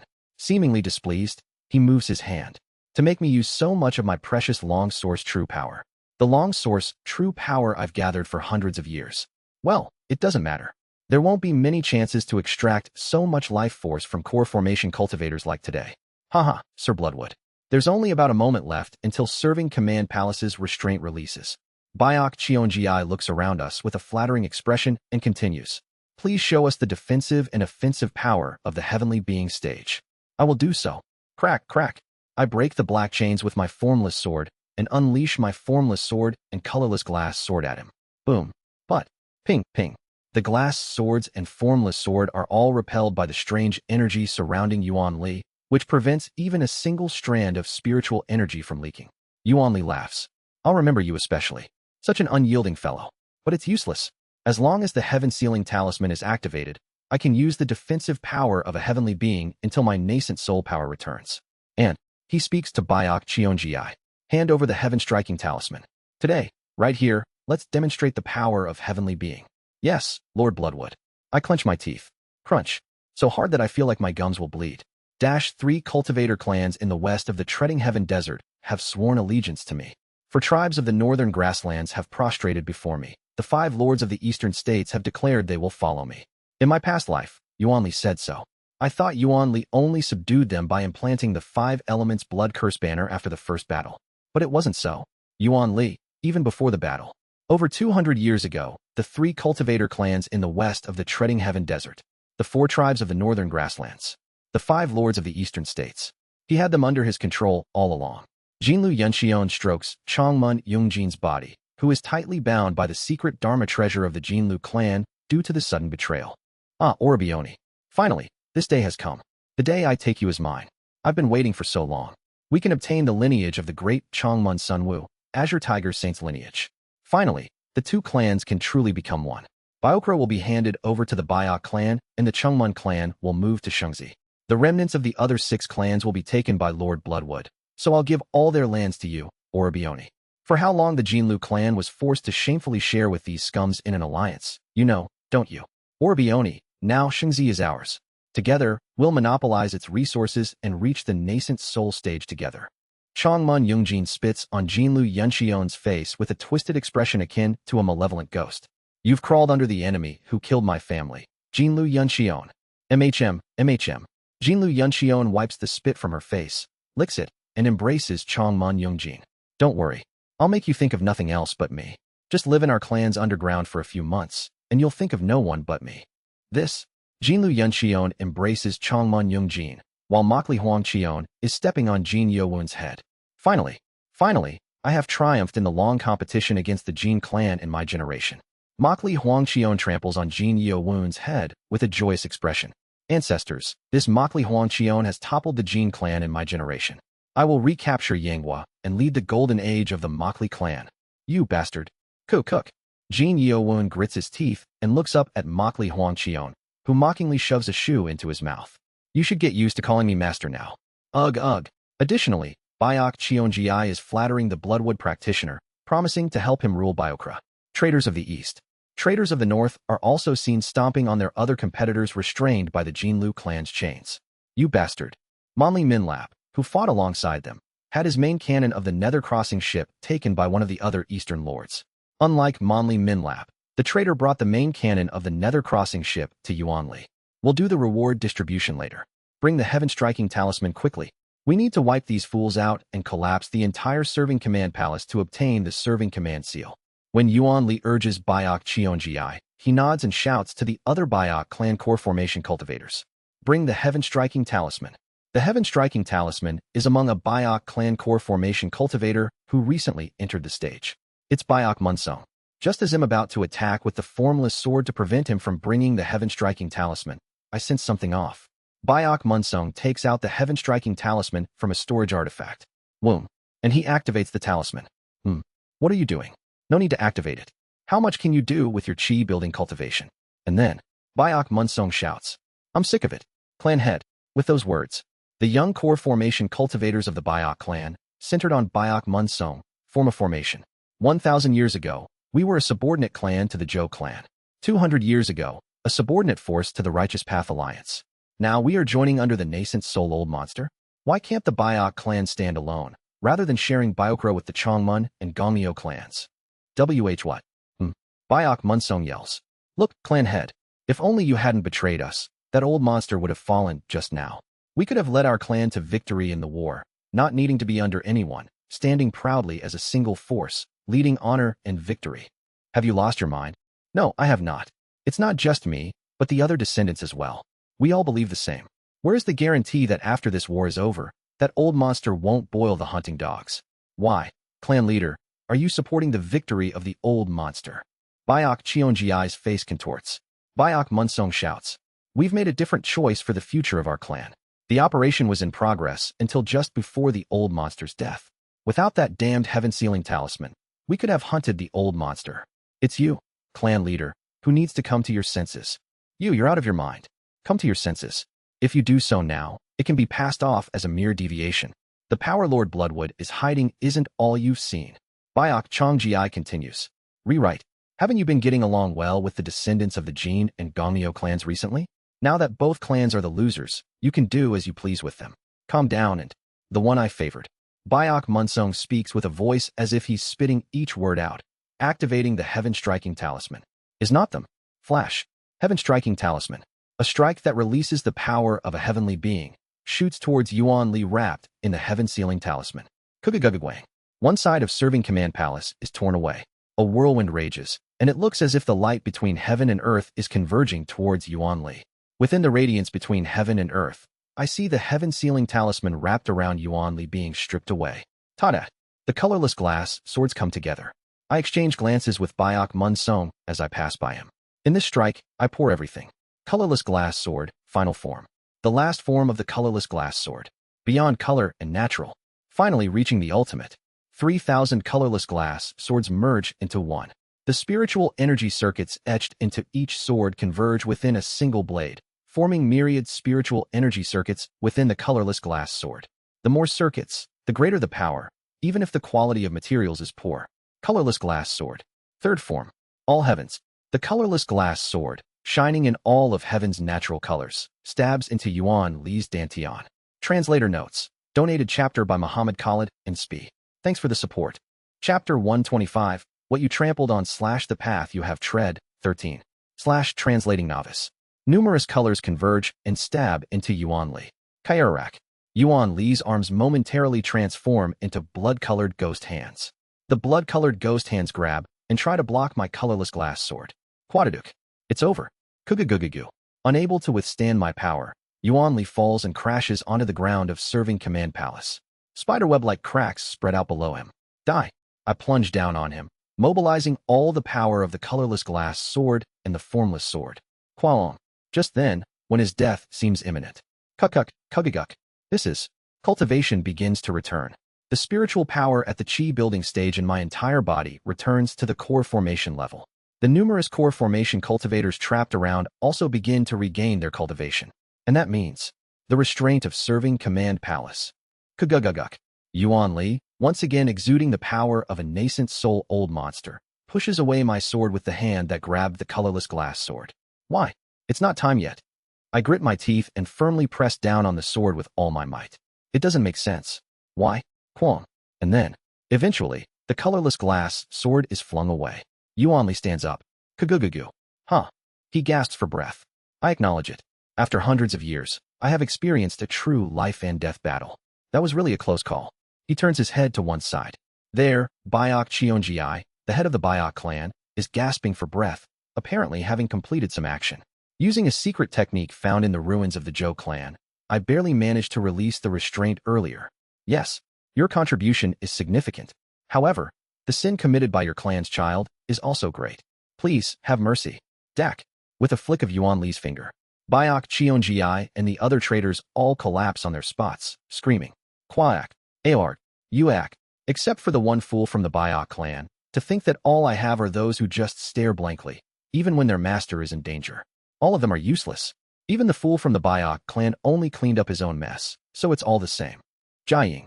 I frown at the familiar energy I feel from the traitor's upper dantians. It's the energy of the 5 elements blood curse banner. He implanted it 200 years ago, so they couldn't resist. Dak. Yuan Li flicks his finger again, and the screams subside. Enough. Anyway, as I said before, we'll deal with the reward distribution later. Now there's something more important. He looks at me. The ones who pushed me to this point, let's start by dealing with these guys. I look back at him and smirk. Funny. How about you check your own condition first? While Yuan Li has indeed recovered his nascent soul cultivation, his momentum is not the same as before. He exhausted quite a bit of energy fighting me. The situation is quite different from earlier when he fully demonstrated the power of a mid-stage nascent soul cultivator. His defensive Dharma treasure was destroyed in the heavenly tribulation. His summons, the bizarre ghost beast and the blood cloud ghost kings, fell in Serving Command Palace. What remains are his natal Dharma treasures, the 17 bone daggers, the blood-colored leaf fan, the blood-colored spear, and the crystal skull staff. His strength is steadily decreasing. Kuguguguk. Additionally, the cultivators who were restricted to chi building are now struggling to free themselves from the black iron chains of the Jinlu clan's Dharma treasure. Although the traitors make up a significant force, in terms of numbers alone, we are far superior. Moreover, it's evident that Yuan Li hasn't yet overcome the after effects of the curse and the heavenly lightning. Do you really think you can defeat us? To my menacing question, Yuan Li pauses, then begins to laugh. Hoo-hoo, a splendid warrior. Unyielding no matter how many times beaten. Moreover, someone who faced heavenly tribulations upon reaching core formation and could exhibit core formation stage power within serving Command Palace's restraint. He reaches out his hand towards me. Will you not become my blood slave? Though I say blood slave, I'll treat you like a disciple. I silently take my stance in response. Tisk, foolish. He spreads his arms. I grip my sword and gather energy. Flash. No need for words. I charge and thrust the formless sword straight at him. Suddenly, in his hand is the blood-colored leaf fan. Cry, summoning wind blood fan. Qua. A bloody wind blows, pushing me back. As soon as I touch the blood wind, I feel the blood in my entire body boiling. Quang. Eventually, unable to withstand it, am pushed back and blown away. Whether he does this or that, he has regained the power of a nascent soul, but am not particularly discouraged. I can win. His power is evidently weaker than when I first faced him. If it's only this much, I can surely take him down. Everyone, this old monster is definitely weaker than before. If we join forces, we can surely win. Quachang, Chang, Chongmun Yungjin and numerous core formation cultivators, whose powers have returned, begin to rise from their spots. Orobioni, Jinlu Yunxion. How dare you? Ah no, the tide begins to turn. Biok Cheonji released serving Command Palace's restraint to save Yuan Li, but it inadvertently allowed our allied forces to regain their strength. I take out the communication device to contact Song Jin and Seo Ran who are waiting. It's almost over. You can come now. Why? Before the battle, a ghost that Song Jin attached to me when he visited serving Command Palace a few years ago woke up inside my pocket and peeked out. The tiny ghost looks around the situation, likely transmitting the battlefield to the two. I've contacted them. Now all that's left is just to press him and wait. Just then, gather power, summoning wind blood fan. Jiaying. Yuan Li floats his blood-colored leaf fan in the air. His natal Dharma treasure rises into the air, beginning to gather energy. And then, ah no, Orbioni, let me go for a moment. Please. Jinlu Yunxion and a few of the traders begin to struggle. Yuan Li looks down at them and speaks. Contrary to the initial proposal, you failed to perfectly suppress them. Thus, there's no need to keep my promise to spare them, correct? Jinlu Yunxion and some traders scream, as if crying out. Lord Bloodwood, please show mercy. Please do not massacre the Chongmun clan. Lord Bloodwood, we did our best. Please spare these tribes. Wasn't that the original agreement? If you had suppressed them properly beforehand, this wouldn't be necessary. Now it's too late. And then, swoosh, something crimson flies from the direction of the Black Castle. Shiver, shiver. My rational mind screams to rush at Yuan Li and cut off his head. But my intuition as a martial artist holds me back. I will die. If I step forward now, I will meet a miserable death. Quang. What flew from the Black Castle lands right next to Yuan Li? It is a beautiful person, confusing in gender, wearing the same clothes as Yuan Li. This person, whether male or female, has ebony black hair and a corpse-pale, smooth skin. Seeing that figure, I shudder in recognition. That's in the last moments of my previous life. Yuan Li at that time was neither white-haired nor had a small stature and wrinkled skin like the current Yuan Li. Certainly, Yuan Li back then had that body. Regardless, you all fought well. To think you made me bring out my hidden blood body. Kugugugugu. The young Yuan Li, referred to as the blood body, intensifies his aura. Zzz. Insane. This person too possesses the power of a completed early nascent soul stage. And, Wu Yuan Li's original body. From the Baihui point of his main body, a tiny baby emerges. It's the grotesque baby I saw before, covered in numerous hands, eyes, and mouths. The original Bodis nascent soul. The baby, laughing eerily, enters into the Baihui point of Yuan Li's blood body next to him. And then, SSSSSSS. Yuan Li's blood body is enveloped in the same pitch-black darkness as Yuan Li's original body. A translucent mask, akin to dark fog, covers his face. Yuan Li finally reverts to the same form I had seen in my past life. Who good? Quaduk. The newly formed body grabs the head of its previous old body. And then, Churururuk. He absorbs his old body. His old body turns into a mist of blood and is absorbed into his hand. Kugugugugu. His cultivation, which was at the completed early nascent soul stage, surges to the completed mid-nascent soul stage again. Surprised by my blood body? After the heavenly being seniors ascended, I created this new body to rule this world for another 1,000 years. Not only did I extend its life with pure long source true power for 200 years, I also mastered my core methods, the blood demon suppressing sea light and blood chain binding forest to their extremes. Furthermore, he smiles, his mouth almost tearing apart, reaching out to the Dharma treasure floating in the air. For 200 years, I even mastered the method stolen from the Sea Dragon King. See clearly the power drawn by the newly refined Dharma treasure and the Sea Dragon King's method over these 200 years. Kugugugugu. Centered on Yuan Li, a whirlwind of blood begins to form. He grabs the blood-colored leaf fan he has been gathering power with and swings it fiercely. Quack-quack-quack. Yuan Li's proclamation echoes throughout Serving Command Palace. Behold the power of summoning wind, true blood transformation. Kugugugugu. A bloody dragon rises, covering the first floor of Serving Command Palace. I clench my teeth, cutting through the bloody wind with my formless sword, holding my ground. But others can't hold out as easily, as many core formation cultivators are swept away by the wind. Quaguaguagua. A bloody windstorm hits the entire first floor of Serving Command Palace. Yuan Li's attack sweeps the area with a bloody dragon. I continue to clench my teeth and withstand the strike, and after some time passes. When the wind subsides, what remains in the hall are only a few exceptionally strong cultivators among the clan heads or core formation elders. I look around. The figure of Byok Munsong is nowhere to be seen. Kugugugugu. Where Yuan Li's bloody wind struck, clouds of blood began to rise. The blood clouds flow into Yuan Li. Indeed, it's the best. The compatibility of summoning wind, true blood transformation, and blood demon suppressing sea light. Wooduk, wooduk. On Yuan Li's forehead, small blood-colored antlers, like a deer's, begin to sprout. Buduk. Somewhere, the sound of teeth grinding is heard. Chongmun Yungjin is holding the split corpse of Jinlu Yunqion. Why? Even to your own allies, why kill them so brutally? I'm simply distinguishing between those who serve me with true loyalty and those with other motives. He continues. I selectively killed only those who impudently begged to spare the losers. Whether to kill or spare the defeated is the choice of the master, me. Such audacious ones. He mocks us. Yes, you must have felt good from hiding behind a woman and receiving protection, huh? You only spout nonsense. In this world, there's no such thing as being on the same side. Keying. Familiar formation flags emerge from his storage artifact. Red formation flags fly across Serving Command Palace, setting up formations. Flash. And then, the first floor of Serving Command Palace collapses, merging with the second floor. He continues. Isn't it true that only those who become cruel and merciless can survive in the world of cultivators? When the Sea Dragon King, after I slayed his own kin, stood before me and even offered to spare my life in exchange for receiving 3 of his blows, I inwardly mocked him. Such foolishness to show mercy, even to an enemy. What a weak mentality. Kugugugugu.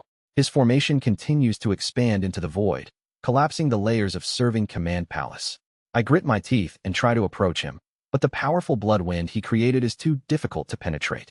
An even stronger blood wind surges around Yuan Li. I endured his 3 blows and inflicted a slight wound on the Sea Dragon King, stealing a drop of his blood essence.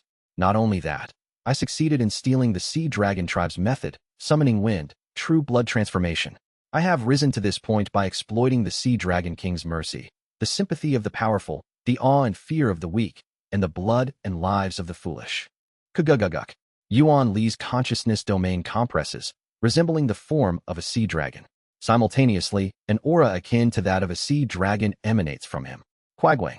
Before long, almost all the floors of Serving Command Palace have collapsed, leaving only the 7th floor. I have refined this blood body and ascended to this position by exploiting, stealing, and seizing. Isn't seizing and dominating the truth of the world?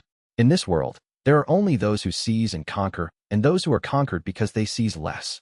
He laughs maniacally, raising the blood-colored leaf fan again. Chajajak. His formation flags pierce the ceiling of the last floor, the 7th floor of Serving Command Palace. If it collapses, the Serving Command seal will appear. Die, you fools. And then, keying. Outside Serving Command Palace. In the empty void, a ghostly mist begins to form. Through the communication device, a familiar voice is heard. I apologize, it took some time to prepare the teleportation array of the Nether Crossing ship. After discussing with Ran, we decided to send him instead of me. Kugugugugu. From inside the ghostly mist, a pale hand reaches out. A somber, ghostly aura flows from the void. He saw the situation and thought he could handle it. Take good care of Ran. With that, Song Jin turns off the communication device. Thwack. Immediately afterwards, a familiar figure emerges from the ghostly mist. Half human, half dragon. No longer wearing the blue robe of the Sea Dragon tribe, but the black robe characteristic of Black Ghost Valley. Co Ran, who has ascended to mid-stage core formation in the past 200 years, bow to us. Greetings, seniors. It's been a while, Senior Co. And your reputation precedes you, Senior Yuan Li. Yuan Li halts his attack with the blood-colored leaf fan and, seeing Xiao Ran, emits a bloody glow from his eyes.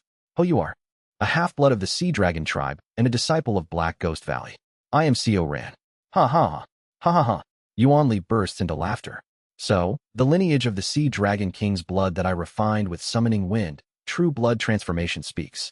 Are you not a descendant of the king? I am embarrassed, but yes, I am a descendant of the king. Good, good. How about you? Would you like to become my disciple?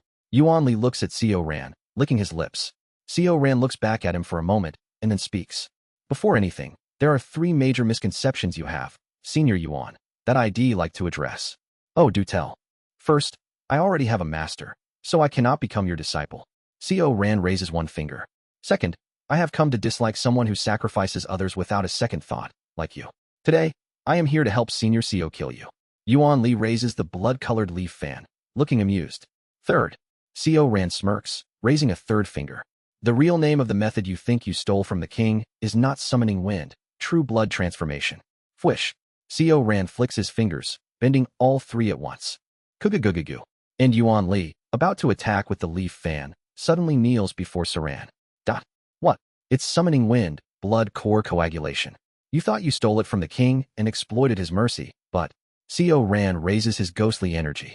Yuan Li, not understanding, looks down at his own knees.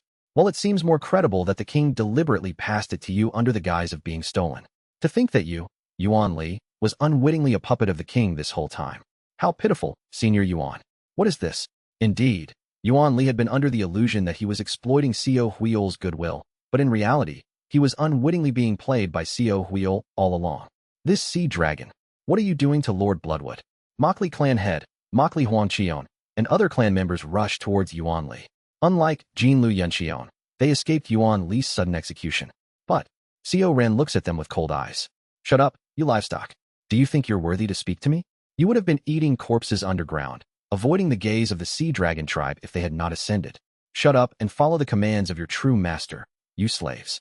At Xiao Ran's command, Mokli Huangqion and the Mokli clan cultivators, now unable to speak, block the path of the other traitors. Xiao Ran's gaze reaches a fleeing Eastern lord and their subordinates. I thought the Mokli clan was the gathering place for all the runaway livestock. There were others too. Where are you going? Come here and heed the words of the king's descendant, Xiao Ran. Ku, the lord in black bandages, who had stolen the main cannon of the Nether Crossing ship from Monli Minlap and brought it to Yuan Li, now crawls on the ground at Xiao Ran's command. Wooduk Woodaduk. And then, Yuan Li, suppressed by Xiao Ran's command, begins to rise, emitting the power of nascent soul. Do not belittle a nascent soul, cultivator. He staggers to his feet, resisting Xiao Ran's command. Although still powerful, he seems to be using more than half of his energy to resist Xiao Ran. Had he not switched to this body, infused with the blood of the Sea Dragon tribe and mastered true blood, core coagulating transformation, there would have been no way for me. But now, it's rather convenient. Xiao Ran looks at me and smiles. While I can't completely control him due to the fundamental difference in cultivation, I can significantly hinder him. Senior, it's your turn to capture him. I nod at Xiao Ran's smile, now understanding why Xiao Hui was so desperately trying to kill him. Yuan Li would eventually learn summoning wind, true blood transformation using Xiao Hui's blood. In that case, the remaining king's descendant, Xiao Ran, would inherently become Yuan Li's weakness. Translator notes, donated chapter by Spi. Thanks for the support.